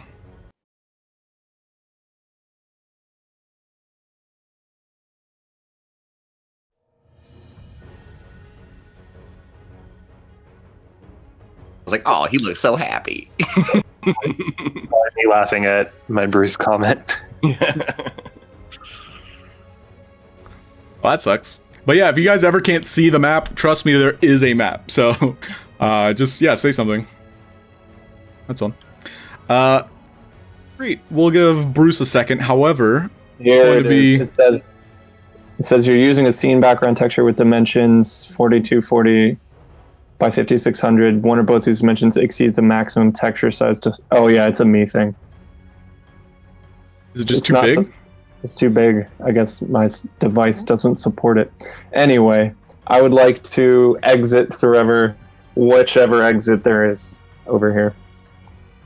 Okay.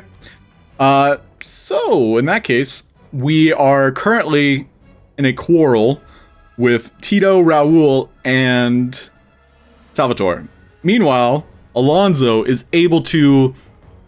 Definitely you can see them. You are shorter than average, so there are people kind of like in the way, but you can like track them pretty accurately, so you'd be able to catch up. However, Salvatore, you are like neck and neck with them. So, going by those numbers, Bruce, you're actually very far behind because we had to catch you up. So I'm going to remove some combatants, and they're just going to be on the map just for reference. Yeah, that's what they look like. Yeah, so it was Bruce's turn. Dr. Elric's is stabilized. Raul is going to try and sucker punch you, Salvatore. Keep in mind, there are people around. And so they're trying not to cause like too much of a scene. It's very clear they are making a scene, having a dead body, or I should say unconscious body that Tito is currently holding. But they are making good speed. Tito's a very strong individual, being a tabaxi monk. So he is going to attempt with very dexterous grace to claw at you. So that's something tabaxis can do. Oh. Hello, can you guys hear me? Yep. Yes. And I hear you. He will roll to attack though. So that will hit, dealing 3 slashing damage. I believe it adds strength modifier. So yeah, +1. So 4 total slashing damage as he claws at you. How would you like to react, Salvatore? In reaction, Salvatore would like to exclaim loudly. It's like, they are kidnapping the good doctor! Stop them! Sure, make a persuasion check. Nice.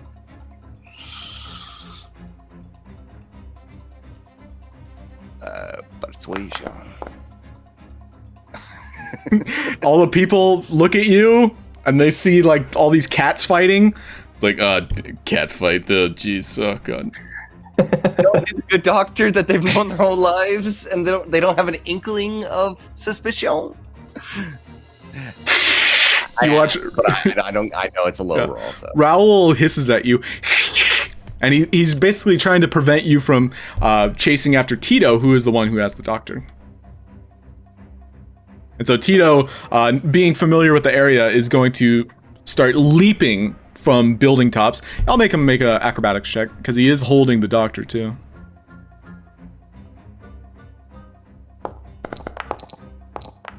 No problems.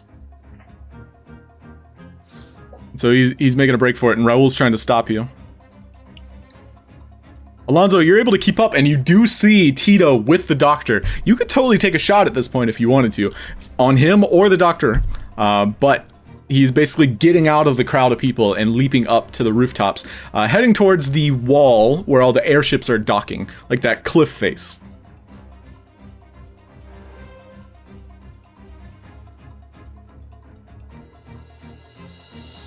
So Alonso, you watch as Tito with the doctor has leapt from rooftop to rooftop, trying to get out of the crowds and make his way towards the airship docks.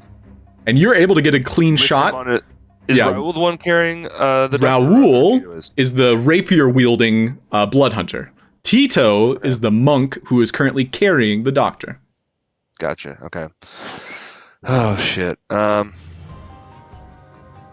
gonna try to take a shot at Tito then, I guess. Okay. Yeah, Tito hasn't been. He's out of the crowd. Tito has not been hit the entire combat, so this would be the first time anyone landed a shot on him. Okay. I'm still just trying to maybe get some, blood trail or something like that. For sure. Track him even easier than with the hunter's mark. Planar warrior, mark him first. That's 30 feet. Actually, I'm about to say no. He's farther away than that, isn't he? Well, am I able to move my 25? Get decent? Oh no. He is much faster. Right. Yeah, All right, so just the. Yeah, as a monk, he can run 40 feet, and he was already a good 20 feet ahead of you. But I do have a shot on him. Yes, you do have a shot as he's leaping building tops. Yep.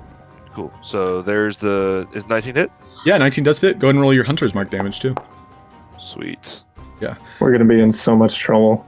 Yeah, and so Alonso basically gets up on a ledge so he doesn't hit any of the crowd, and you watch as an arrow flies, fling, impacting him directly in the back of the shin. Tito pauses for a moment, and he breaks it, immediately tossing it down onto the crowd below.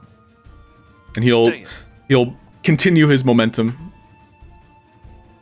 So Salvatore, your turn.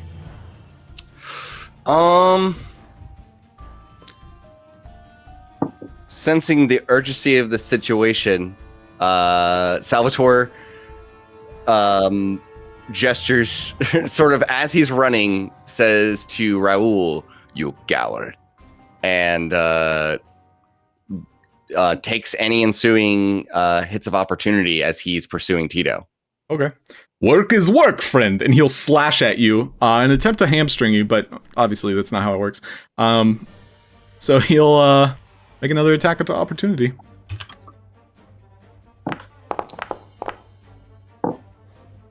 That'll miss. Yep. Ooh, and so it'll be acrobatics check to try and leap onto the rooftops. And Tito is much faster than your average tabaxi, being a monk, because he's got that extra 10 feet of movement.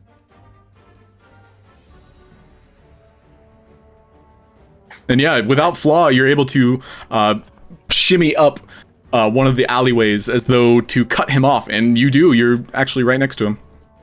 But he's about to make another dash. Am I able to attempt to grapple him? Sure. You can try to grapple him. I like that. That would be an athletics? Yes.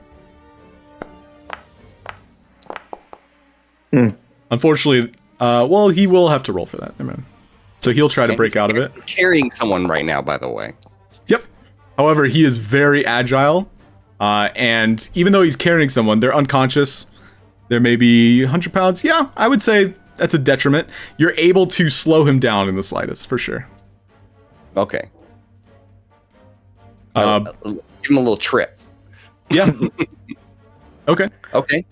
And that's my action. So, could I bonus action try to slash at him with my mangosh?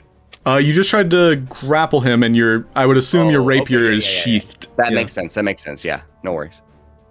But yeah, you do get the feeling that your friend has a tracker on him. You are welcome to continue chasing him. You're actually keeping up with him pretty well. Yeah. So of course, I'm going to continue chasing. Okay. Bruce, you are relatively the same speed as these tabaxis. They are not too far ahead. Like, you could totally try and make your way up to one of the rooftops too. Yeah, I absolutely would like to do that. Okay, go ahead and make a acrobatics check. Seeing now that you're in like sunlight and you can see clearly what's happening, you watch as two cats, one of which you're familiar with. Ignore that. You're able to see them roughly 80 feet away. Acrobatics, boom. Nice, and so it is an action to climb up, and you can totally move another 40 feet, so you're roughly 40 feet away from the combat as it's happening. Okay, 40 feet out. Almost there. And so Raoul, having been left, He's actually just going to blend into the crowd. So he is no longer part of this chase. So Tito, glimpsing over and seeing his brother, you watch, well, actually you can't see it, but you can tell that there's some kind of communication from a distance.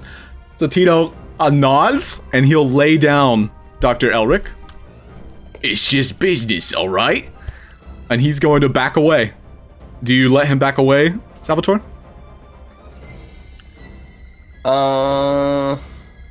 It's just business, and he already set him down, right? He has rested Dr. Elric on the rooftop. Not until you have answered for your crimes shall I allow you to leave. Oh, in that case, Which I do not know. Tito, he's not as talkative as his brother Raul, who was the one you were rapier fighting with. And so Tito, he just strikes a pose and he stays still for a turn, which you as a tabaxi knows exactly what happens. So you can totally, yeah, whatever you'd like to do. But he will, yeah, he's not going to strike at you. He's basically striking a defensive stance. So he's taking the dodge. He's taking the dodge action, and you look as though at his tattoos as they all flex underneath his saggy skin, and you watch as they kind of like ripple as in his hairless tabaxi form. Alonso, it's your turn. All right. So am I able to see this, even though I'm short and stubby? Yeah, you can clearly see with your eyesight, your perception, that he has rested Dr. Elric down on the rooftop. Okay. Okay, I'm just gonna kind of get up and I don't have really good. Well, I don't have climb speed, but I can try to climb up. Yeah, I'll try to climb up. Up on the rooftop with It'll be acrobatics. Salvatore. Yeah, no problem. You're able to shimmy across the rooftops, taking the same path as Tito. He definitely took a less intrusive path. Salvatore himself, he tried to cut him off, so he took a more volatile path. Salvatore, let him go. We got the doctor. That's all we need. Let him go. But he is the force of darkness. Kai is nearly dead. This has gone on too long. Let him go. At least I'm not the force of stupid, as he's looking at you, Salvatore. Salvatore like hisses and he says, "You are lucky this day that my friend vouched for you." And he sheaths his rapier and toffs his hat and then grabs Dr. Elric if he can, and then like starts to go back. I'm gonna turn towards Tito and I'm gonna say, "Now we don't want to see you." You are nowhere near that.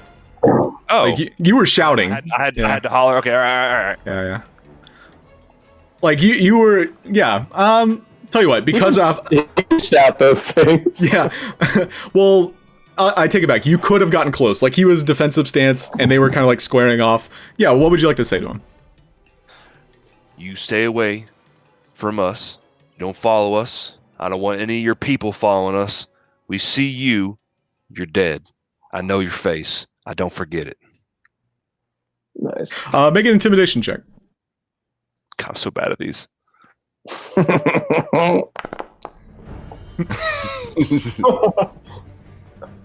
He just smiles at you, and it's like this toothy grin. You can tell a couple of his teeth were kind of like minted with gold or silver, and so he'll bow to both of you, and then he'll just kind of like step off, and he'll do backflips down the alley, and then just immediately go into a breakneck speed as he sprints down towards the docks themselves.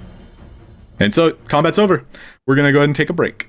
Anyway, getting back into the swing of things, you all have, and I'm actually gonna port you over to this map that I pulled up and spread you about. You can see this one, right, Bruce? Oh yeah. Okay. So Dr. Elric is currently unconscious, dead. No, he's unconscious. Thought I made it to where you would see if this will work. Nope, he's just dead. He's unconscious. We know. Any hoot. So you all kind of, you can either stay on the rooftops, So how would you like to do it? Like what? You currently have an unconscious Dr. Elric. Kai and Laszlo are together. You found him. Wait, did we lose Laszlo? Or... Oh, yeah, Caleb, I guess he'll be back in a second. Oh, okay. There he is. Yeah. I'm here. Sorry. You guys caught up to him. Are those naked cats friends of yours? Don't talk about them. There is a great strike to my pride to do this. However, justice must prevail over all else. I can get behind that. Did the doctor just die? No, he's not dead. He's just unconscious. Oh, all right. Is he stable? Yes, he is. Oh, that's right. Okay, I remember that. All right. Never mind. We should probably get him down here and get him to the authorities that we told that he was evil. Maybe we could skip a step and just get the authorities up here, and then they can take care of it. That seems dangerous.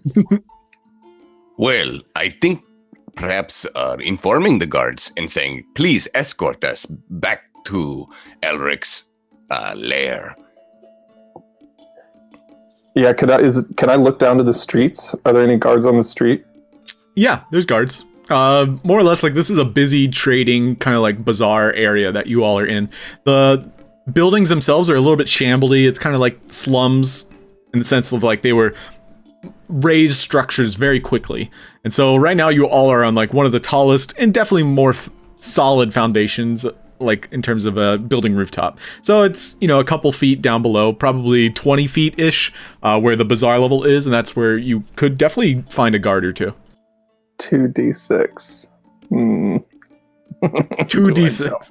Oh, if you want to. I mean, acrobatics check, you could totally find footholds, or you can try and leap. Like, you were able to jump up quite easily. Like, you can totally find a way to get down. Or if you want to just jump off, that's fine too. I don't have slow falling yet, but I wanted to do it for dramatic effect. But no, I will climb down the building. Okay. Yeah, you think better of it. You imagine yourself sticking a superhero landing, and you're like, never mind. I'm kind of hurt already. Yeah, you don't have to make acrobatics if you're just you're taking the normal person way. So yeah, you find your way to a guard who. Wait, I want to approach without him hearing or seeing me. Okay. So I've placed 3 guards on the map. All right. Oh, it's okay. He's 6 stealth though. Okay, so and you can see your token, right? Yeah, where are the guards? Down Right there? Okay. Yep. Yeah, I'd like to or actually I'll perch like up on that the corner Okay. right above him. Sure. I'll just gargoyle up there. And I'll be like, we have the doctor in our custody. Oh fuck. Who are you? Excuse me? What you should be asking is, what has the doctor been doing this whole time? You can see he had a toothpick in his hand, and it just immediately snapped when you scared him. So he turns around to face you. The doctor? I heard the commotion over in his area, and well, I'm stationed here. I can't really leave my post. Dr. Elric is up on that roof. No point. Why is Dr. Elric up there? Because we got him in our custody. I just said that. Are you not listening? Oh, you're scaring me, sir. Oh, why? You're very intimidating. What should I do? Should I? And you can see he's kind of fumbling with like that information. It's more or less like not his jurisdiction.'s kind of just like a town guard. Like you could totally bring him up there, or maybe you should speak to someone who could help. But he's kind of like. Can I talk to your manager? Oh, certainly. Just go down to the guard barracks and ask for Henry. And you recall Henry was the one that got mind blasted. Oh shit! I don't think Henry can help us. But Henry's a very helpful person. He'd do anything for the city. Henry got mind blasted. Whoa! Mind blasted? Is that like a new drink? Is Henry drunk? I know Henry had a drinking problem, but I'm sure he's over it. Oh, he's definitely over it. That's very ominous. He tried to help us, but Henry's no longer here. Where is Henry? He's no longer here. He got mind blast. Is that a new drug? He's dead. He's dead. What? Henry's dead? And it's Doctor's doing. That's what I'm trying to tell you. The doctor. So we need to get this man into custody. Hey, look, a pickpocket. Oh, What? right over there. What man? And Allan disappear. Okay. Yeah, so he is completely flabbergasted as to what just happened. Pickpocket. Good. Yes. Mind blast. And he looks back at you. Who was that? He'll totally understand what to do. I'm gonna have him make an insight check. All right. He completely understands, and he runs towards the guard's barracks. Oh, jeez, the doctor is in custody by a vigilante, and the chief got mind blasted. This is important. And he'll run all the way. Chief? Well, one of the head guards. I'm sure there's more than one. So, Everyone make a history check in terms of Deep Rock Port. all right. And Alonso, you can have advantage. I'll climb back up and join my comrades. Okay. The history of the hierarchy of their Yeah. guards. And so... Attention. Oh yeah, for sure. Alonso, he's able to help describe the town to you all. The city of Deep Rock is roughly 6,000 population strong. And so Deep Rock Port is, at some points in the day, like half of that. But most of the people themselves live either in Deep Rock itself or elsewhere. Like Deep Rock Port is more or less like a trading hub. It's second maybe only to Gaia, which Gaia is roughly 10 to 20,000 people strong. So population-wise, and, you know, these numbers are fluctual, as in, like, it's just to give you a good scale of your environment. And so the city that you're currently dealing with, Deep Rock Port, yeah, there's probably 100 guards or so. And so Henry, who was mind blasted, he was likely one of those in charge. One of the sheriffs. I believe we called him a sheriff before, so he's not the chief, no. So yeah, he was definitely an important member of that organization. And so this guard, nameless guard number 1, will charge back, and he'll roughly, it'll take him 5 to 10 minutes to bring back someone, and he'll basically be back at this point. He's like, well, the individual said, well, I don't know, remember where he went. He kind of vanished. Up here. He's up there. And so both of these guards are in heavy armor, so to speak, so they can't really get up on top of the rooftop. How do we get him down? Salvatore jumps down with grace. Sure. Salvatore jumps down to this not so high area, and then jumps down to the next level. A variant feat for tabaxis is they can jump 20 feet, as in like they can land 20 feet without taking damage, like a cat would. Okay. So well then, I do that, and then I lay the good doctor at their feet, and it says, "We have plenty of information to give to you." Oh, you jumped with the good doctor. I jump at one level to the next level. I thought you were saying that I could. I'm jumping in the best way possible. Make an acrobatics check. I think the dice decide if you jump in the best way possible. Without flaw, you backflip. with the doctor in your hands, you do a backflip, landing gracefully in front of these guards. Can I do it? Can I do a triple backflip? Not anymore. No, Oh, double? only double. Okay. Yeah, it's like 27 for a triple. yeah. And so double backflipping with the doctor in hands, you lay him in front of these guards who introduce themselves. This older guard, but definitely not above, you know, this pay grade. He was essentially scouting, the one that Bruce first spoke with. His name's Dwayne. And then the older guard, he's one of the other, like the same level as Henry was. So he's like a sheriff. So imagine like a sheriff and a deputy. And so this sheriff, he introduces himself as Ivory. Ooh. Good sir. I would inform you that the one you call the good doctor is not as good as you have previously perceived.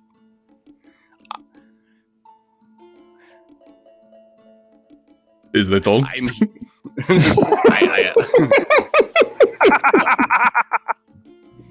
I simply pause for dramatic effect. I wish to inform you of all the wrongdoings that he has done. Me and my friends can corroborate, as well as your former sheriff. What would you call him? His deputy. Your former sheriff's deputy. Also, by the way, former sheriff. Although I did take the time to inform the deputy and let him know to go inform people of what was going on in the last session. Oh, that's true. Yeah, So he they might have something. He definitely reported back. He's more or less back at the doctor's house. So you all kind of went down into the sewers, and you're maybe like a separate section of the town, but you are much closer to the sheriff's office, so to speak, the guard barracks. And so right now you're kind of outside the barracks. These guards probably do not have the same knowledge as that deputy did. However, they are aware of a current situation, and so they are kind of mulling over the new information that you're giving them. Go ahead and make a persuasion check. Dwayne, start writing things down. And so Dwayne pulls out a little notepad, flips it over, and a quill that he dips with his tongue. And then he has like this side pouch that has ink in it. And so he starts writing it and keeping proper documentation. It's more or less like hand notes. And so Ivory begins to listen intently. Okay, so what you are telling me, and he's a dwarf, is that the doctor is an agent of evil, and when evil rises to the top, then what? I prefer the word darkness. Darkness. Works too. Evil, darkness, synonymous, yes. However, what we would say is this not so good doctor, as you have been previously fooled into believing is good, has been keeping a horrible ring of nefarious ne'er-do-wells down in the deep dark sewers. He has been holding hostage various people and turning them into abominations. If you would simply follow me, I will show you the proof. Okay. He also turned his daughter into a manticore. Side note. Oh, I see. Okay, I suppose we shall meet these witnesses that you are describing. I will accompany you, Sir Tabaxi. What is your name for the record? The name is Salvatore Shadowwalker. And Dwayne is perilously writing this down, fixing his glasses, and... You may have heard of me. I am quite nefarious in my field as a blood hunter. Nope, never heard of you, sorry.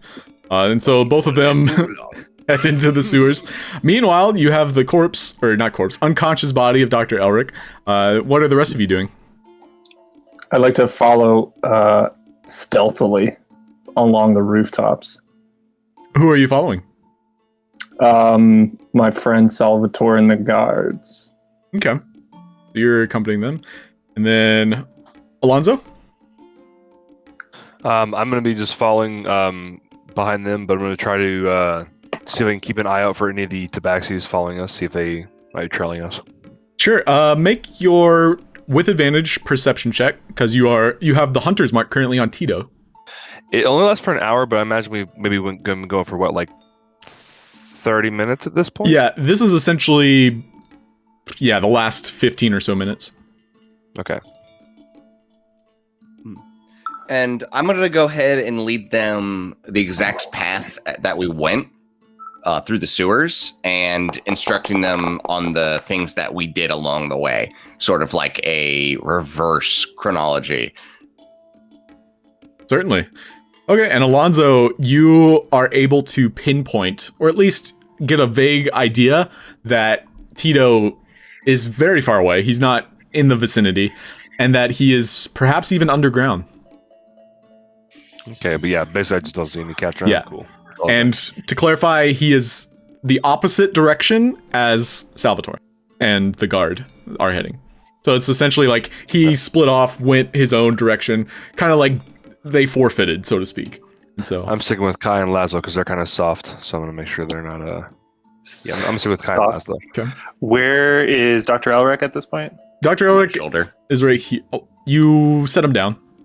Oh, I set him down. Oh, but he's not alone, is he? No. You walked with the guard, and Bruce is trailing you. You're showing the guard essentially what had happened over the course of the last, 30 or so minutes.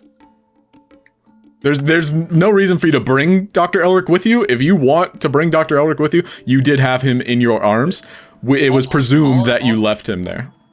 All I care is there a deputy there to monitor our other two party members? Okay. Yes. Just making sure that we're not going to be blamed in case some magic happens. Okay. So basically the three of you, Bruce, Salvatore, and Ivory, had all gone down into the sewer entrance, and the other guard, his name was Dwayne, has remained there, and you watch another guard has actually come up to help in any way, shape, or form. Kai, what would you like to do in this meantime? I will follow them into the sewer. Okay, so Laszlo's gonna stay put. And he's asking the guard this. So the doctor said I could have his book. And you watch the doctor has a book slung at his shoulder. And so Laszlo is going to try and make a persuasion check here. To the guards? Yeah, to the guards. Sorry, that's gonna go into evidence. And so this is a third guard that has walked up and is now kind of like patting down the doctor, having been commanded to come over.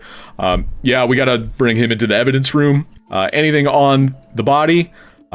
Dr. Elric also has certain libations available, and he potentially might, have his own statement. He is a lawyer. He can defend himself in court. So perhaps, when he's conscious, he will tell us his side of the story. Again, this is Deep Rock Port. He's a local. He's a resident. 20 years. We trust the doctor. I'm not saying you are wrong or in the wrong. Just keep in mind that, he's a local. He's a resident. We have to take his word as well as your own. How do you feel about mind flayers? Is it? We're not there. Nope. However, out of character, is it like normal guard protocol to strip them of all of their potential items so that they could use? Where did you pull out that idea? I'm just asking. I'm just asking you. Would guards strip them of potential items that could be used to escape people? It depends on the city. Yes, it really depends on the city. These people have interacted with this doctor for the past 20 years. And so you all knew that. And I tried to mention several times. Like they know him to an extent. So obviously you guys learned more. There's a potentiality that they're not going to be as rough with the doctor as they would a comic. Exactly. Okay. Correct. Just asking. Yeah, they're not going to literally beat the body of the doctor and rip all of his stuff off of him. No, it's dibs. No, that's not. However, yeah, Laszlo attempted that. Alonso, where are you heading? Are you staying with Laszlo? Can't hear you. Sorry, bud. Well, if Laszlo's gonna be just watching the body, then he's gonna be watching him. Then I'll be going with Kai and Salvatore. And is Bruce going with them, or is he going off on his own thing? Bruce is trailing. Yeah. Okay. Yeah. Yep. Going with the rest of them. Okay. So you all are going back into the sewer. Keeping an eye out. Sounds good. All right. So let's position ourselves back in the sewers of Deep Rock Port.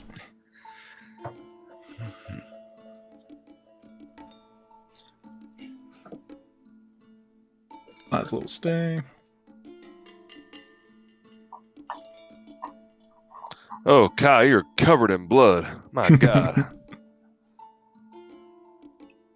Should wash yourself in the shit. Might wash some of that off.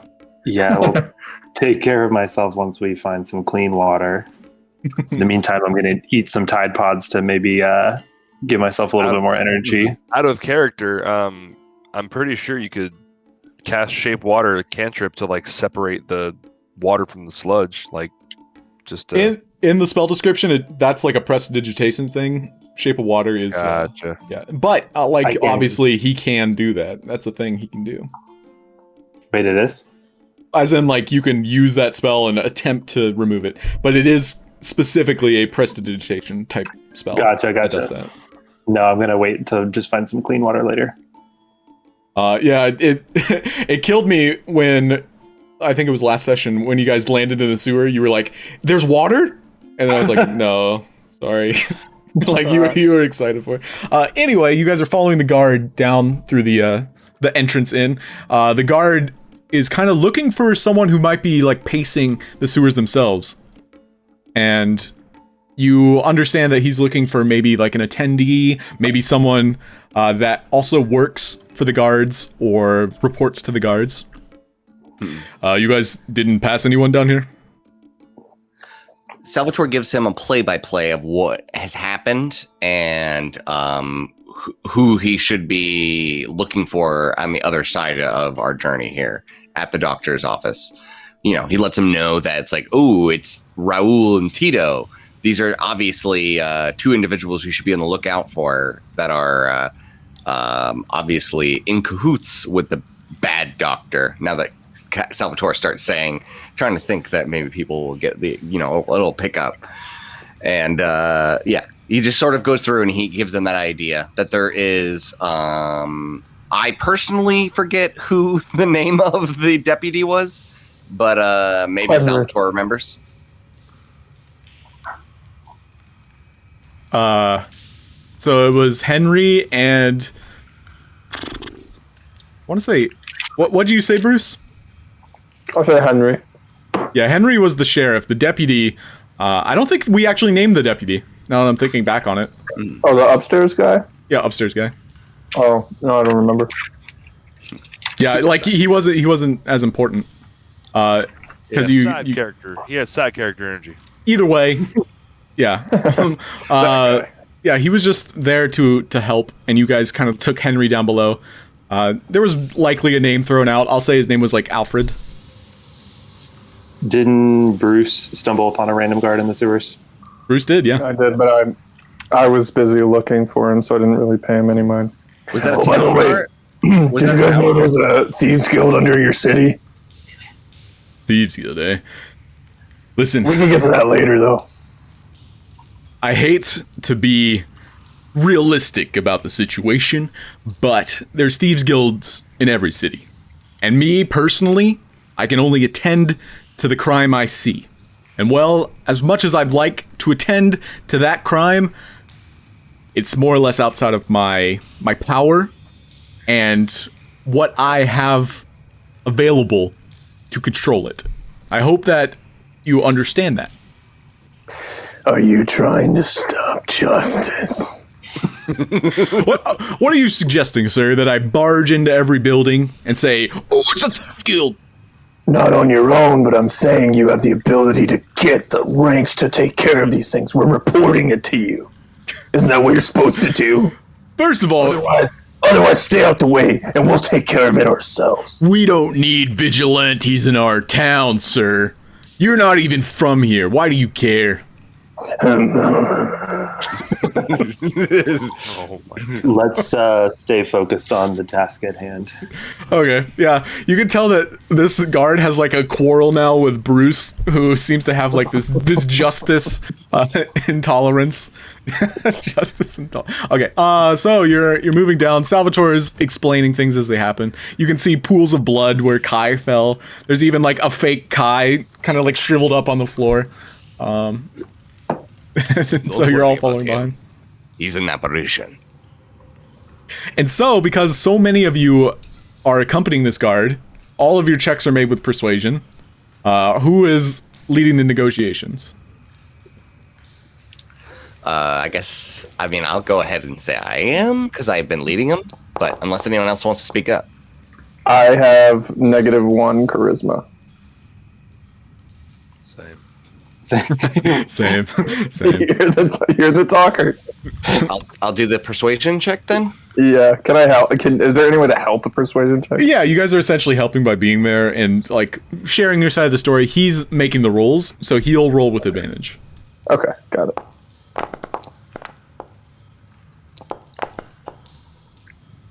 Yeah, and so the guard's getting a good idea of how things went down, and the fact that there's more than one person accompanying him and helping, like clarify the story. Even though you all aren't locals, it's clear that something happened and that a story is being formed in his mind of, how it happened.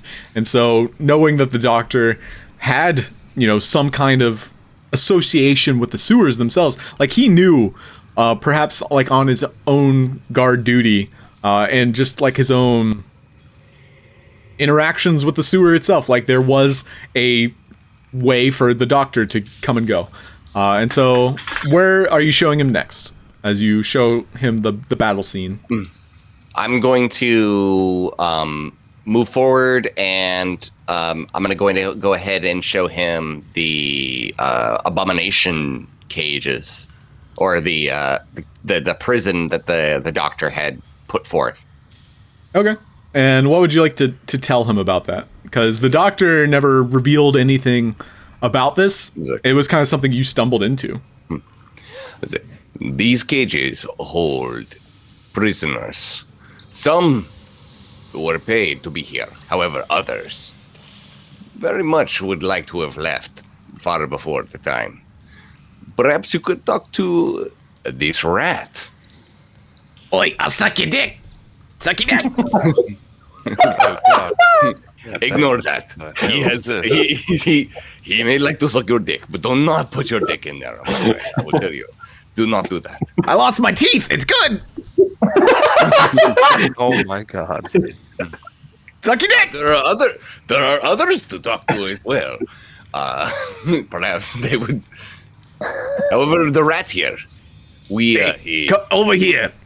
Over here. I can't see you that clearly. Come closer. And this is this guy over here.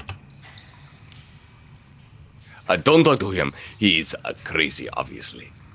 Excuse me? I am the most illogical person here. Oh, don't say that.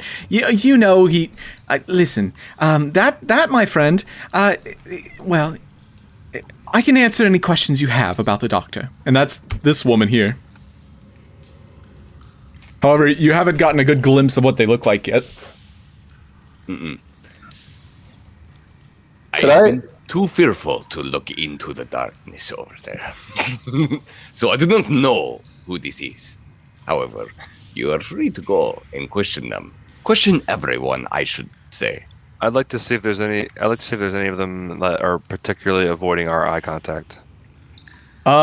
They all are looking at you, quite anxiously, in fact. This one up here is licking their lips.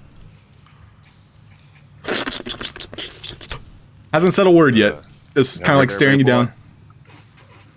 And if you get closer, you'll get an idea what they look like. Yeah, I get closer. Which one would you like to approach? Okay.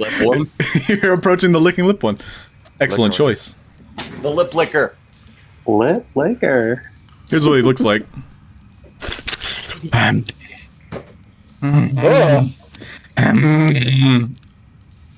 He hasn't said a word yet. Yeah, it hasn't said a word apparently. Okay.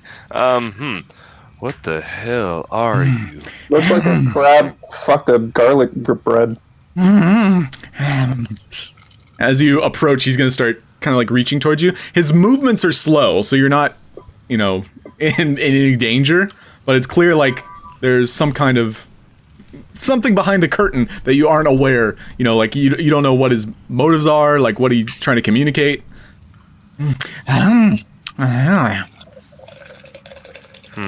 gonna step away from the cage, but I'm going to. I mean, can I try to identify? Is there anything about it that I could possibly like recognize as any kind of stitching together of other creatures? It is a monstrosity, and yes, you as a ranger, that is one of your favorite enemies. So you can make a.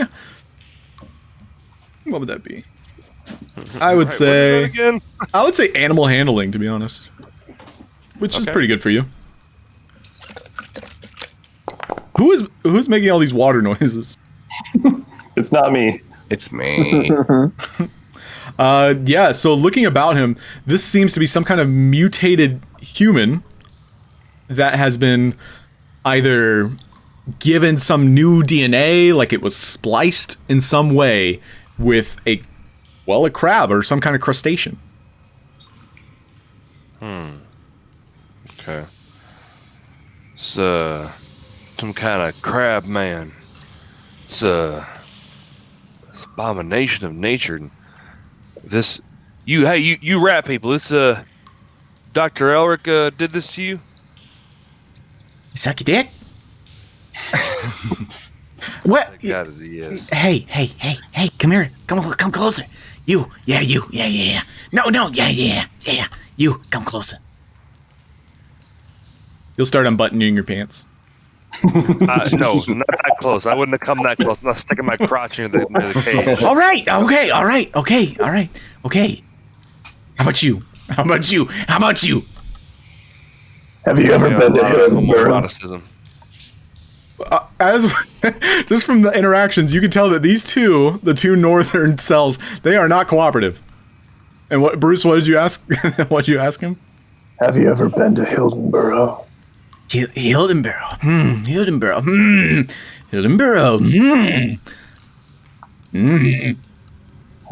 You can tell that there's no idea what you're talking about. No. However, you can make a perception check. Perception check. Hey. This creature, entity, monstrosity, were-rat, so to speak, has the same... the same conceptual makeup of the rat-rot parasite. So it has the same disfigurements and the same locations. You can tell that this individual was a victim of the rat-rot parasite. And maybe from that perception check, this appears to be like one of the very first, or perhaps even like a version 2. All right, good to know. We'll write that down for later. Exhibit 1, the rat-rot parasite. We have encountered this before in a bandit village. And this is incriminating how? This is the doctor's dungeon. If you have any doubts, perhaps ask any of these prisoners if they have any association with the doctor. You will see that there is a connection between... Don't ask that one. With the Yeah. No, the doctor paid me to come down here, and he said he would work on me. I was homeless, and well, now I'm not. I have a home now. You see, it's a cube, but the doctor did pay me. I came willingly. Don't ask him. Ask the others. There is perhaps one that has not been paid off like a cheap one. I would gladly tell you. Just no one's come and allowed me to see their face. Okay. Ooh, if Kai wants to go, Who's over here? Salvatore is protective of Kai, so he's gonna be ready to do anything to protect him. Okay. As you approach, a woman whose hair seems to descend into tentacly masses is currently sitting there. You can see that there's a small bath that's laid out for her, and she removes herself from the water. She clothes herself in what appears to be a very torn and tattered, canvas sack of a towel, and she wraps it around herself so her naughty bits aren't showing.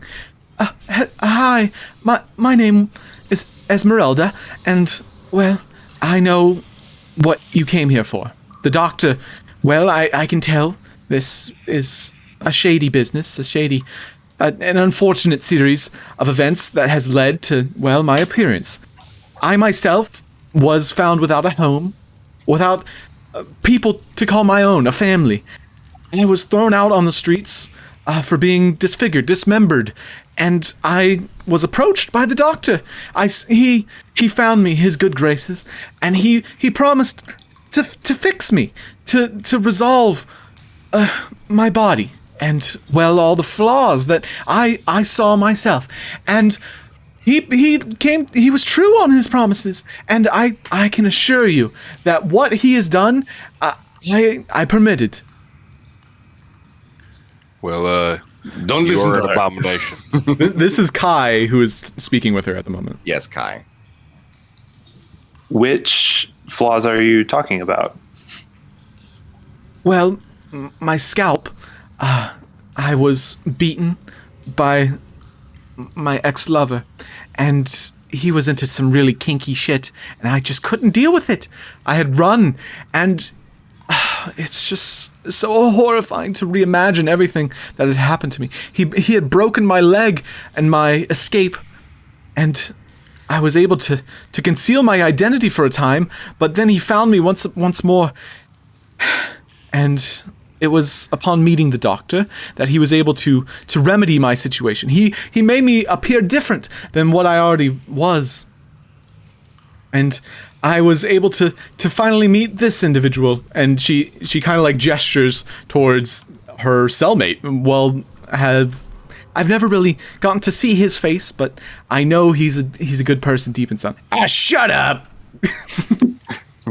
He's a good person, I promise you. Did the doctor help you in the way that you had hoped? Well, it's as though it wasn't, and you can tell that she is very distraught about her current situation. I don't like how I currently appear, but it's better than the alternative. I'm not dead. And this hovel, so to speak, is, well, it is my home now, because going out into public, I assure you I would scare any individual that approaches. Could I insight check? Sure. I want to see if she has Stockholm Syndrome or not. So, from what you can glean from this conversation, Kai communicating with her, and you're kind of like processing it, and your mind, your sleuthing, investigative mind, that she needed a home. She hated how she looked. She had no alternatives, and so what was given to her, while not the best situation, best case scenario, she is content with, because she made the most out of it. And she trusts the doctor, but she also understands, like, I hate how I look. People hate how I look. I can't go out in night or in public, Okay. What about under the water? The water? What do you mean? You wouldn't stand out at all under the water.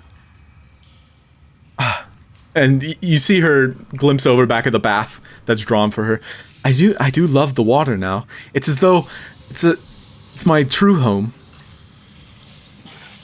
I think an ocean would be a much more suitable home than that little bucket over there.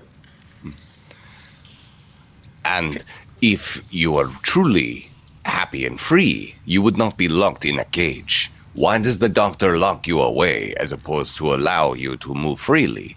I understand you cannot move upon the light as others would, but you could leave and find a better place, not locked in a cage. Oh, dear, this door isn't locked. And she just swings it open and then swings it back. Oh shit. Well, I come and go as I please. But I choose not to go. I just know the people, and I've tried, trust me, I've tried to go out in public, but people, as soon as they see my face, they scream in horror, I'm a monster! And she begins to weep.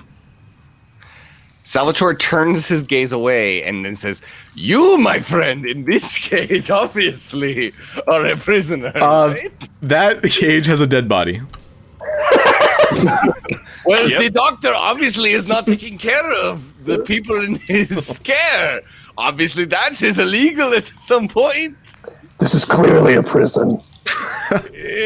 What? The rat obviously can't leave as he pleases. Hey, suck your dick, suck your dick, Open the door. suck your dick, suck your dick. Yes, come suck my dick. Open the door and suck my dick. Do it. His cage is locked.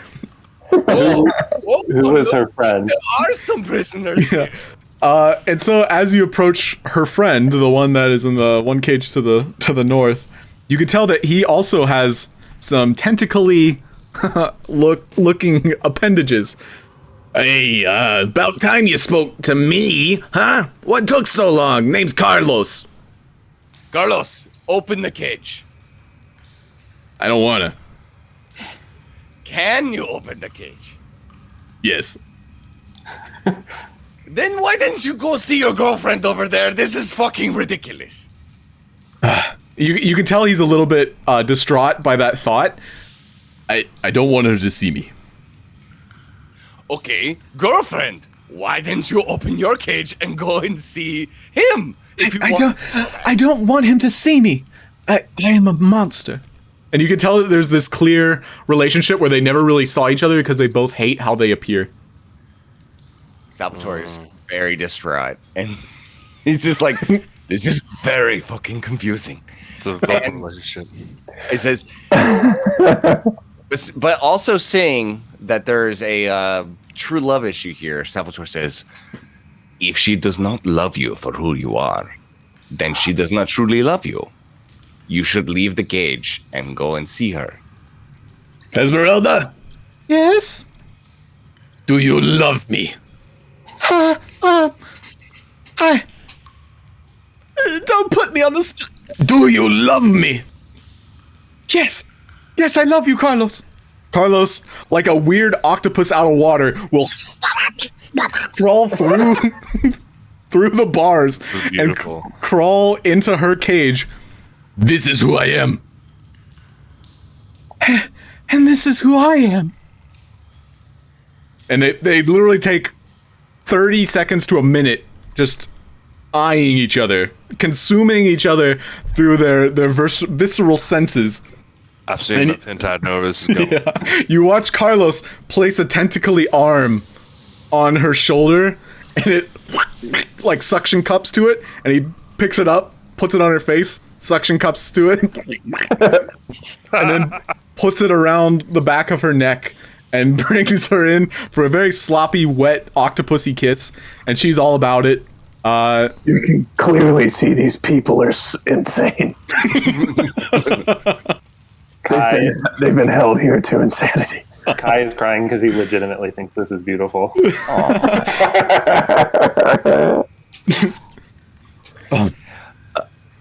It took me. Yeah, what are you saying? As you're watching this happen? You guys are just so inspirational. Oh, A kid scram. and so Carlos, wait here. I was going to give this To Esmeralda, but I want you to have it.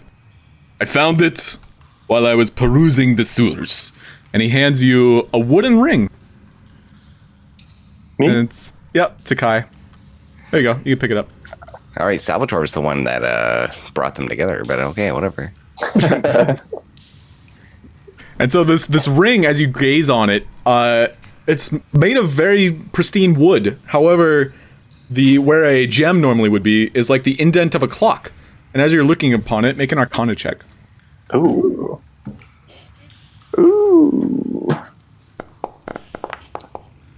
Yeah, almost as if moving as a clock would. You can see like the grains have like a minute hand and an hour hand, and they're kind of like moving as though like it actually tells time.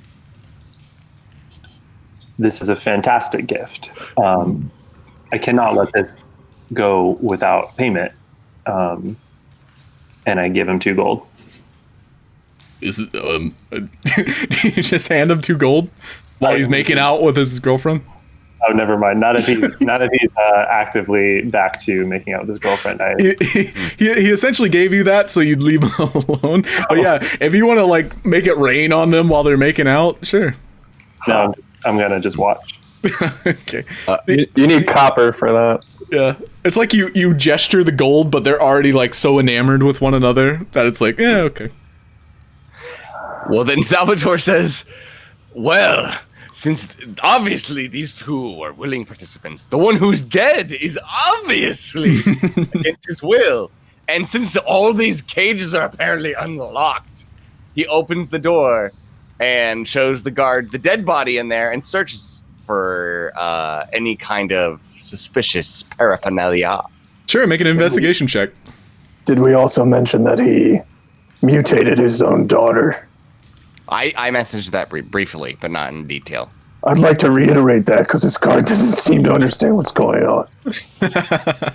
Well, you see, his daughter has been dead for 2 months. We had a funeral. She hasn't! That's what you think. The doctor lied. Listen, guys. We've been doing too much talking. We just need to get the doctor back awake again, and he'll admit to all this. He was more than happy about what he had done to her. So let's let the canary sing. Where is he? He made it to us, but not the Laszlo guard. is tending to his wounds. Let's go back and find him. Did I find anything on this dead body? Let's fuck. Yeah, That's looking incriminating? looking at this body, it's a Kenku, who apparently is like completely defeathered. Think like a naked spring chicken. And so you can tell that some of its limbs were disfigured and morphed to have like that tentacle-like appendage, as though it was subject to the same tests as the other two tentacly creatures that are making out in the other cell. Which, by the way, your investigation was accompanied by the sounds of Salvatore chooses to ignore that. Okay. But I don't find anything really at all. No, these are definitely like living quarters for below poverty level individuals. Okay, so this is like a living quarters that just so happens to have the appearance of a dungeon. Yeah, these are monsters, essentially. Like, people would come here and imagine them to be monsters. This is almost as though a safe haven for them.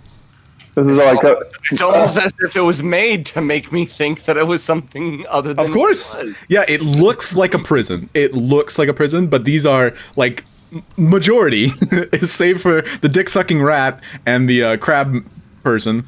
They are definitely kind of like held behind bars for a reason. And Salvatore rushes over to the dick-sucking rat and says, "Tell the guard what you told me earlier." Oh, okay. Yeah. Guard. And the guard approaches. A sucky dick? Sucky dick? All right, the tune was different very earlier. Things seem different, and it almost seems as if it was crafted in order to make me think. No, let him speak. Let him speak. And the guard actually gets a little bit closer. Yeah, sucky dick. Ah, yes. The guard's taking a mental note there. Yeah, suck my dick. Got it. Okay. All right, the crab boy. Oh, crab. The crab starts licking his lips as you guys approach. Yeah, got it. Yeah, I'll write that down. Yeah. Oh, so it's okay. Do you want me to open the door to the crab boy lair? No, it's okay. It's locked. It's totally fine, but don't open the door. I got his statement already, sir. Thank you. Salvatore doesn't open the door, but he checks to see if it's unlocked. No, that door's locked. Okay. Oh, look! Totally legitimate! The door is locked! Crab boy is inside! I feel like we're moving in circles here. Salvatore is just like completely destroyed, and he doesn't know what's up or down, and he just allows everyone to go and do what they want to do. Maybe we should show him the remains of the mind. Yeah, but maybe. I don't know what. Maybe the Mind Flayer was like a politician, or a citizen. Maybe he was like a saint in a religion or something. I don't know anymore. Come check this out. Yeah. Okay. And by the way, Is Harvey's body still there? yeah, more than likely, it's been less than an hour. Shit. So, Salvatore, you also notice in this last cell that no one really walked up to, and as you're passing by and everybody's leaving the room, that this happened to be a tabaxi that underwent the same procedure. He looks as though all of his fur was pulled out by his own hands as he went through an inhuman transformation, as though he was injected or kind of succumbed to the same tentacle-like transformation as the other entities in the cellar. I mean, I don't want to derail the whole thing, but I definitely want to help my tabaxi brethren. Do it. Absolutely. Yeah, this was basically everybody had moved on, and you kind of lingered because, however you want to explain that. But yeah, you walk in. The door itself was also locked. I use my lock picking skills to attempt to unlock it. Okay. Guidance. Sure. Yeah, go ahead and roll your thieves' tools check. All right.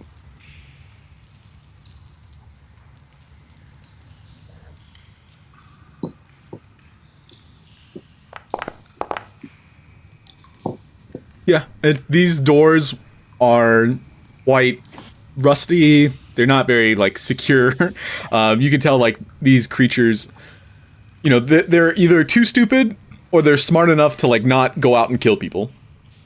And so this entity, this creature, seems as though it had like the worst type of reaction. And as you enter into the room, you can tell like he succumbed to his own transmutation, however you want to pronounce it, where his body just couldn't acknowledge the changes it was going through, and so it was kind of like consuming itself from the inside out.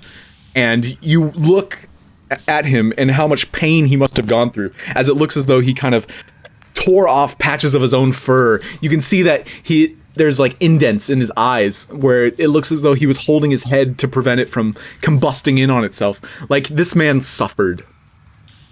Oh.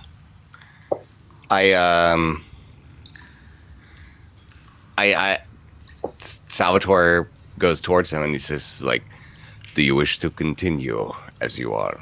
He's dead. Oh. Well, that is fine. Apparently, I do not have to make a hard decision then. I give him the traditional tabaxi send-off for the dead. Okay, you light him on fire. No, it's a quick jelly bean massage. I'm just like, I am sorry, and then leaves him to where he is, and then I search his cell, perhaps towards this question mark in the corner. Sure, make an investigation check.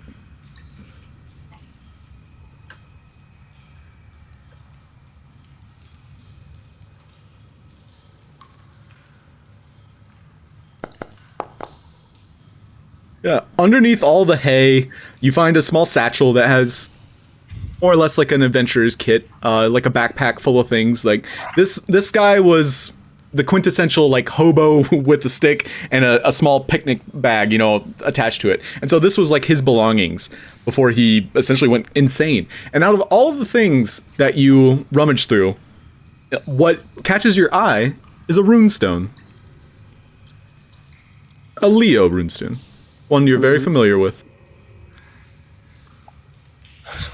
My friend, I will keep this as a keepsake to your sacrifice.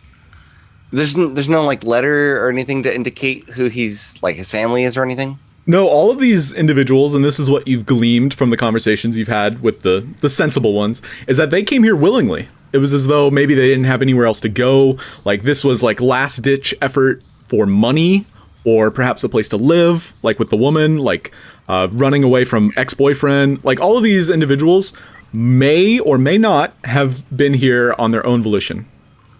Perhaps your path has been corrupted. Perhaps your life has been interrupted. I will keep your spirit alive through your runestone, and I will allow your spirit to continue on. I will keep your runestone and use it for justice and light. Very good. I'll add it to your inventory. Yeah. He gurgles in response. Oh, gurgle. He was just a slave. Yeah. Slave that I just stole from? No. But you do get the sense, like, his spirit passed on. And this was almost like his gift to you, was his runestone. And so it's like you allowed his spirit to, like, pass on into the tabaxi litter box in the sky. Aww. We think it's called dirt box, as personally as tabaxi, but...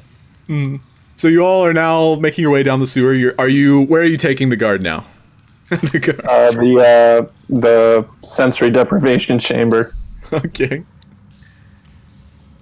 Yeah, I mean, like, Salvatore's pretty at this point is like, oh fuck. Well, this like how does he explain this? Like, why would he have a mind flayer in his basement? Well, that looks pretty good for him, but this, oh, just you wait. Just you wait. All It's right. it.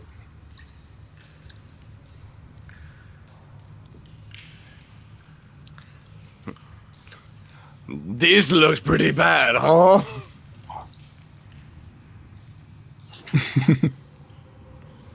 Yeah. Want to, avert your eyes for a moment. There's going to be some pretty gruesome stuff up here. So it does take some time to get yourselves up through that sewer hatch. It's also very disgusting because you're climbing through where the doctor must have like hosed off entities, maybe like new shipments of monster bits or like creatures such as this mind flayer. And so you all had to help one another 10 feet up to get through this sewer hatch. So it was a very disgusting experience. The guard did not appreciate it. So he's going to make a light check there. Yeah, he's in a bad mood now that you've brought him up into this dank, dark cellar. However, he is getting the impression that this is like an alchemical layer, and he just kind of looks about. He approaches the guard Henry, and he shakes his head. He looks at Henry, who has that face where it's like his mouth is open, kind of in this moment of horror. Mind Damn it. blast. Damn it, Henry, you were retiring next week. Fuck. Oh god. You can see he takes a moment just to mourn for his friend. And then you look over at the mind flayer, whom Laszlo had already dissected. He looks like a bundle of calamari. Doesn't even appear to look like a mind flayer, mind you, because he took his brain out, some of his arm. He also took, what else? So literally does not look humanoid in any sense. It looks like a mound of misshapen calamari. He was like that when we found them. More or less. But isn't that suspicious as hell? Damn it, gentlemen. This, and you can tell like he's kind of mulling everything over. I'm looking for proof, god damn it. Well, look around you. There's a crazy alien thing in here. Tried to kill us. Murdered your co-worker. Don't we have? Alonso is quickly losing faith in the system. Do we know that Laszlo had the notes of him creating this monster? Yeah, Laszlo has him. Oh, shit.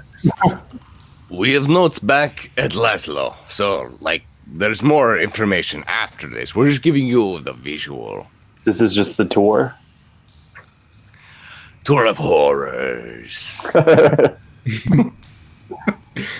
Oh god, he's very irritated at the moment. More so because like he can't wrap his head around what happened. It's kind of like he's being shown the crime scene, and you all are giving him, you know, like that's a clue, that's a clue, that's a clue, and it's as though like he has to take your word for it. He's never met any of you in his life, and essentially you're incriminating the doctor, who is, you know, a local, a resident, 20 years, and he watched one of his friends literally stuck in a death spiral when he's looking at his face. You can even see the guard himself, like his eyes are still like rolling back in his head, and such a visceral motion, and it's as though it's a horrifying experience to see a friend, you know, collapse on the ground, dead beyond repair.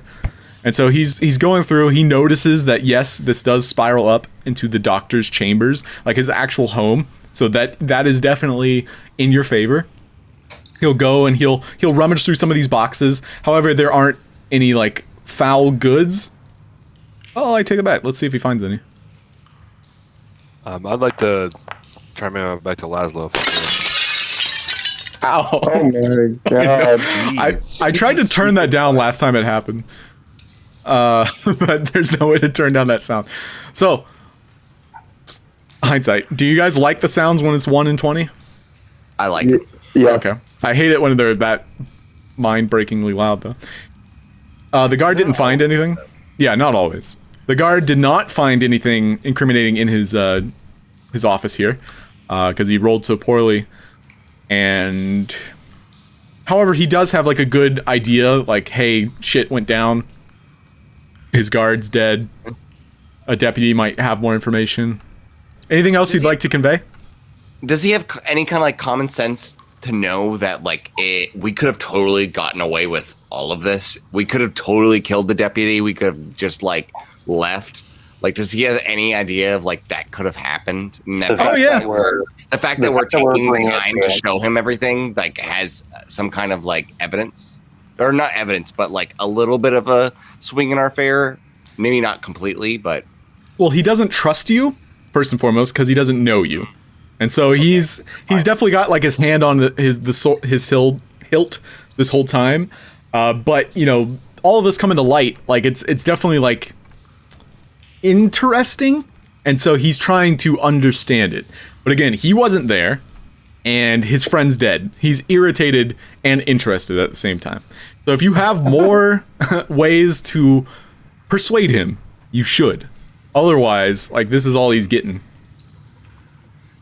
Well, then Salvatore informs him that there is not specific information to what happened to us, but there's other information that Laszlo has that could inform him further of his other dealings. Also, there's an office further up with other papers and product and things that would incriminate him further. That we you recall all the papers were tossed about, completely ramshackled. It is a mess. I got them all on my rapier. Yeah, and destroying them in the process. What? No, a rapier only pierces them. I'm sure that you could take a. It's like a poker. I poked them, and okay, yeah. It maybe like, is that a G? Is that an E? Who knows? But you can read between them and decide which is which by your decision, of course. But I'm just saying, like, that's like the paper didn't get destroyed; it simply got pierced by by rapiers. Yeah, I don't know. Make an insight check. Make an insight check, Salvatore.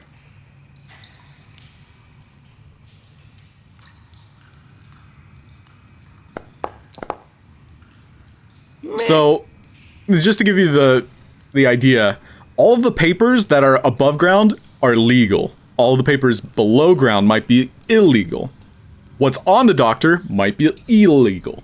So basically, like, his front, his store, his shop, his home, like, there won't be anything incriminating there. Okay. But if we convince the guard enough to where he's willing to do a strip search of the doctor and find any incriminating evidence he might have on him? Yeah, at this time, like, they're going to be taking the doctor in for questioning, for sure. Okay, very good. Is there anything else while you're here that you want to show the guard? Was there anything in this office over here? I didn't go over here. He investigated and he rolled a 1. Oh, this office, okay. Yeah. Somebody else can... I just want to be sure that he's going to be tried. Fairly, mind you. Okay. Well, whatever happens, happens, right? Anyone else have anything? I was honestly on my way out, like, you know, while you guys were investigating, I was on my way to Laszlo. Okay. Are you guys going through the sewer or the normal exit? I would go out the normal exit. Yeah. The not stinky way. Yeah. Closer to the doctor's entrance than not, right? Mm-hmm. Yeah, we'll go that way. And now that you all have exited, it is funny that no one pointed out the airship port in the back. So he didn't get to see that. The Basically, what? the storage area where people were like bringing in supplies and such. That doesn't make any sense because why would he head towards the airport if there was an airship port in the back? No, this is this section back here you're talking about. It's like, yeah, and nobody pointed it out. Left of the sewer grate. Yeah.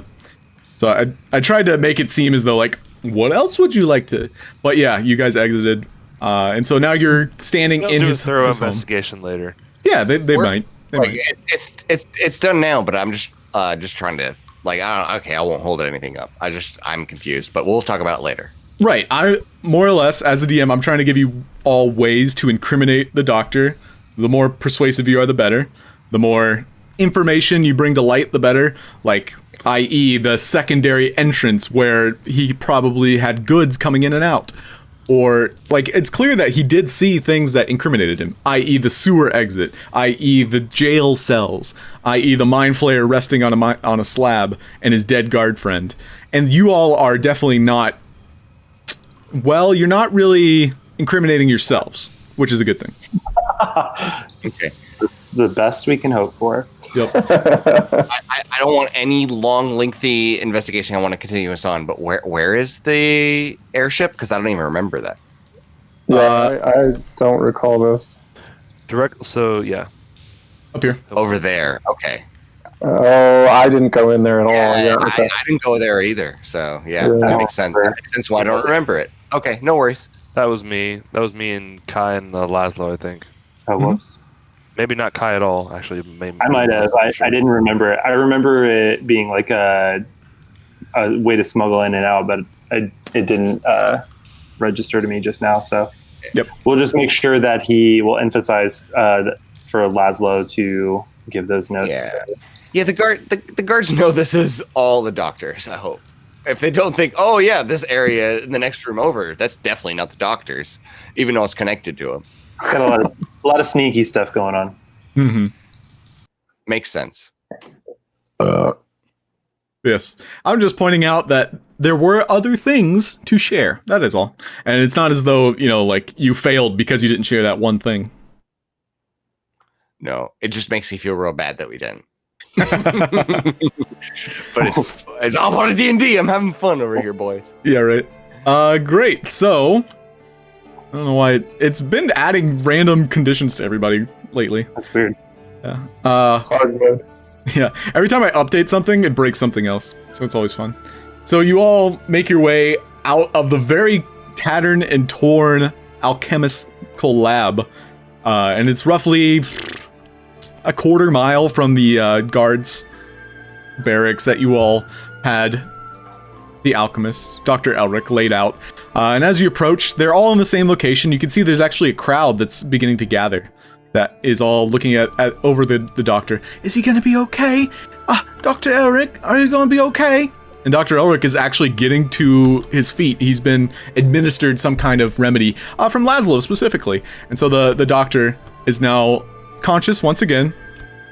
And he is talking, very low whisper, very sheltered. It's as though everyone's kind of trying to aid him, getting him whatever he needs. It's very clear that he's loved in this town. He's well known. And so people are actively trying to help him. And you all approach with Ivory, who says, "All right, move on, nothing to see here." Is anyone doing anything in particular as you approach? I'm waiting for the guards to take him into custody. All right. Do at this point. This is protocol. He'll put some handcuffs around the doctor. Wait, don't I have something I get to share? Well, you can share it in your cell. Come on. What? All the people begin to, chatter amongst themselves. The doctor? The good doctor? What? All right, that's enough. And you see the doctor at this point says nothing, knowing, the legal system. He's well-trained in law. He pleads the fifth. So the doctor escorts him. Or, I'm sorry, the guard escorts him back to the barracks. Laszlo gives you all the update. Okay, well, here's what happened. I made sure that the doctor, he woke up, he was safe and sound. I made sure he wasn't frightened, that we weren't intimidating him, like you all seem to know how to do really well. But he has a lot of people on his side. I chose not to get in the way. A lot of people here are defending him. I hope you guys gave the scoop on what we experienced. I wish we had some way to record it. He actually begins thinking about it. Recording, camera, photosynthesis. Photosynthesis. What is it? Yep. What? Hi, do you know about photosynthesis? Laszlo is not talking about anything related to photosynthesis. Yeah, no, you get that sense. He is gonna see if he can come up with a gadget. I'll make him check for it. He's getting ideas for a camera. Ooh. That could be useful. This is in the hands of the locals now, and they must determine if they are comfortable living with a monster or if they want to see him pay for his crimes. That's what Kai says, and then he walks away. Salvatore stands before the people. And he states, it's like, the doctor is simply under questioning. There is nothing absolute about the decision. Simply allow your government to make the decision for you. There is only a question of his legitimacy. We are only trying to figure that out. There are things that you do not understand that could be perhaps misinterpreted or seen as evil. Allow them to make the decision. Simply do not act rashly. And then Salvatore turns away too and walks with Kai. Justice will be served. He's in the right hands now.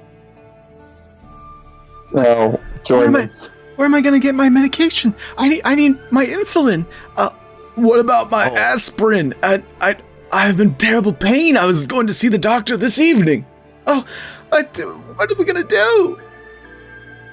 Salvatore thinks about turning around and telling them shit, but then he thinks better and continues following Kai. Hey, Laszlo, you think you could fill in for the doctor until they find a replacement from out of city? Wait, you mean like I'm the doctor now? And you can see he's like fingers together, like imagining all the power he'll have. I'm the doctor. Seems a little out of character for you, Laszlo, but all right. You can tell that goblins themselves lean towards chaos every once in a while. No, Yeah, and so he has like this moment where it's like he'll be king of the castle, so to speak. Yeah, no, I can help. Drugs for everyone! Yay! Yeah. And like a line of people actually approach Laszlo, having seen him administer the good shit to their well-renowned doctor. They all line up. It's like, hey, can you make me some of this? Oh, yeah, of course I can. And so he'll have like a couple ways of earning money should he join us next week. So with where are you all heading? Do you want to interrogate? Because that is obviously something you all probably thought about, was interrogating the doctor. You can totally move on. You can leave it in their hands. You can make your way elsewhere. That's a tough one. I would like to ask him questions, but at this point, like, it's kind of out of our hands. What do you guys think? I want to see my daddy. I mean, he did tell us, the only thing that comes to mind for me is he did tell us that his underground office definitely had detailed notes of everything.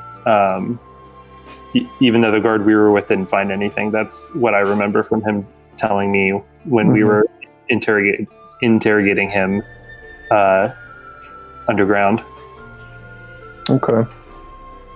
So do we just trust that they're going to find those things? I'm okay with just letting them handle it. I mean, we could get a lore dump if we want. As long as he's in custody, and like no matter what we do, like either we're gonna kill the doctor. Which we're not. Salvatore definitely does not want to kill the doctor on his own by his own hands. So like as long as like he's in custody and people are looking to decide whether what he did was justified or not. I feel like we've given them all the information that we can give, so we should probably actually, unless we want to like get a little bit of information on what's going on, because he seems to be involved in the rat infection. I forget what it's called. Rat rot. Yeah, the like maybe we could get a little information on the rat rot, but that does not seem to be our ultimate goal. Yeah. So, that's a tough one. Salvatore feels like he's morally justified. He brought an evildoer to justice and is ready to move on to the next task at hand.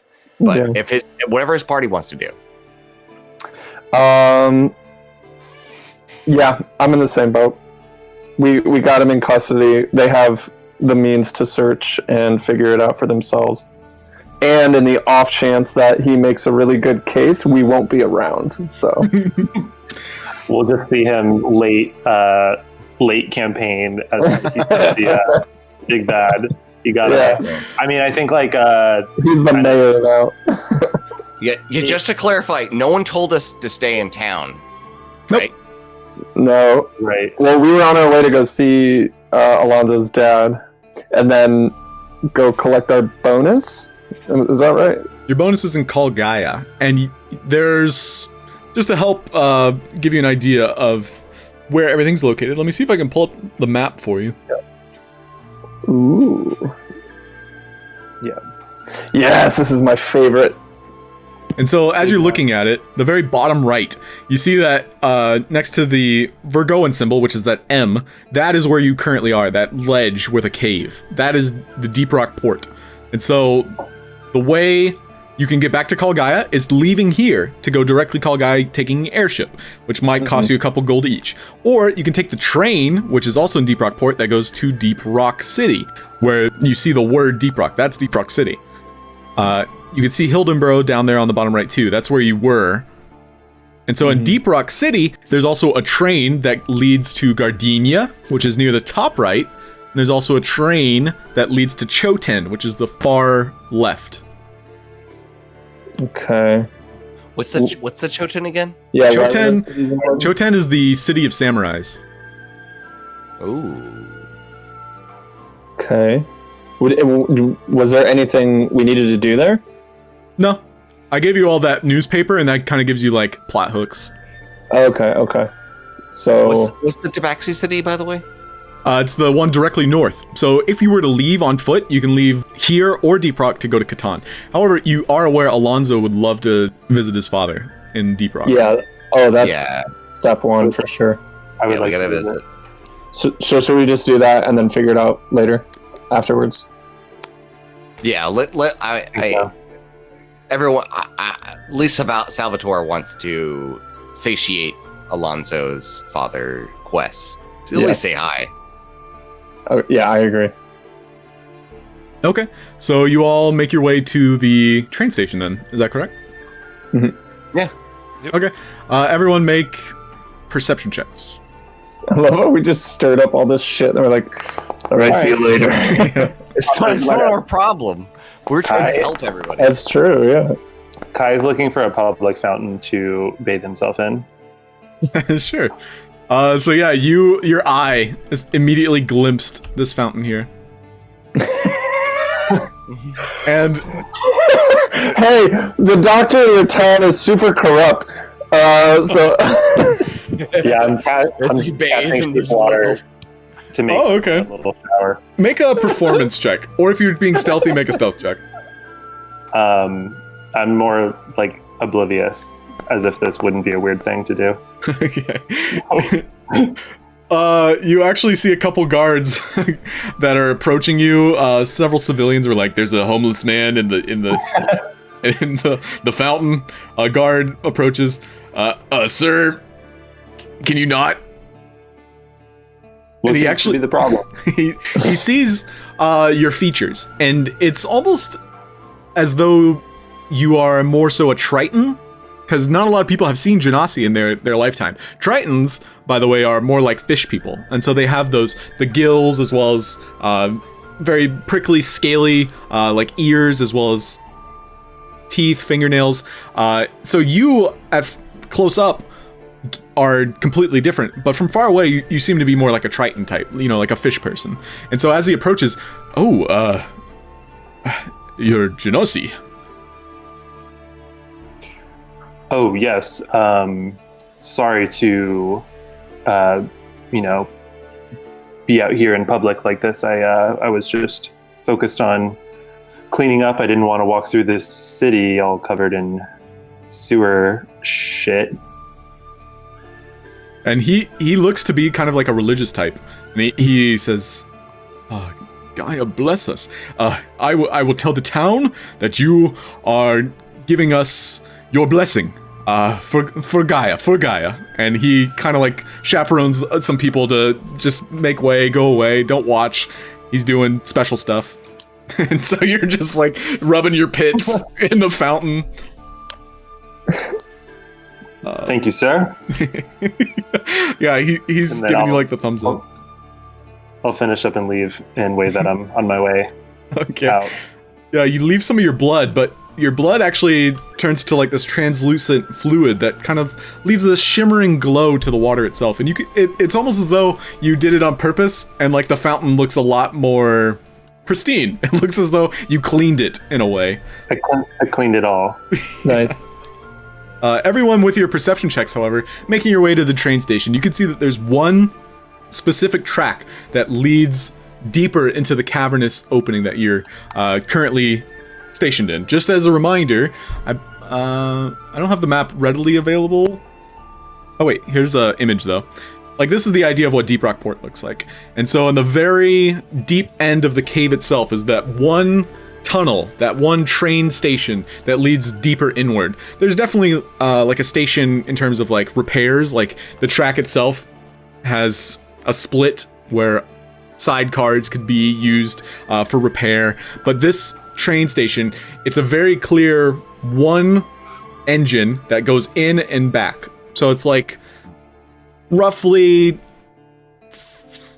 twice per day, I would say, because it's a 4-hour train ride. This is Alonso sharing this information. It's a 4-hour train ride there, 4-hour train ride back. So that times 2 is like the general idea of how the schedule for the train works.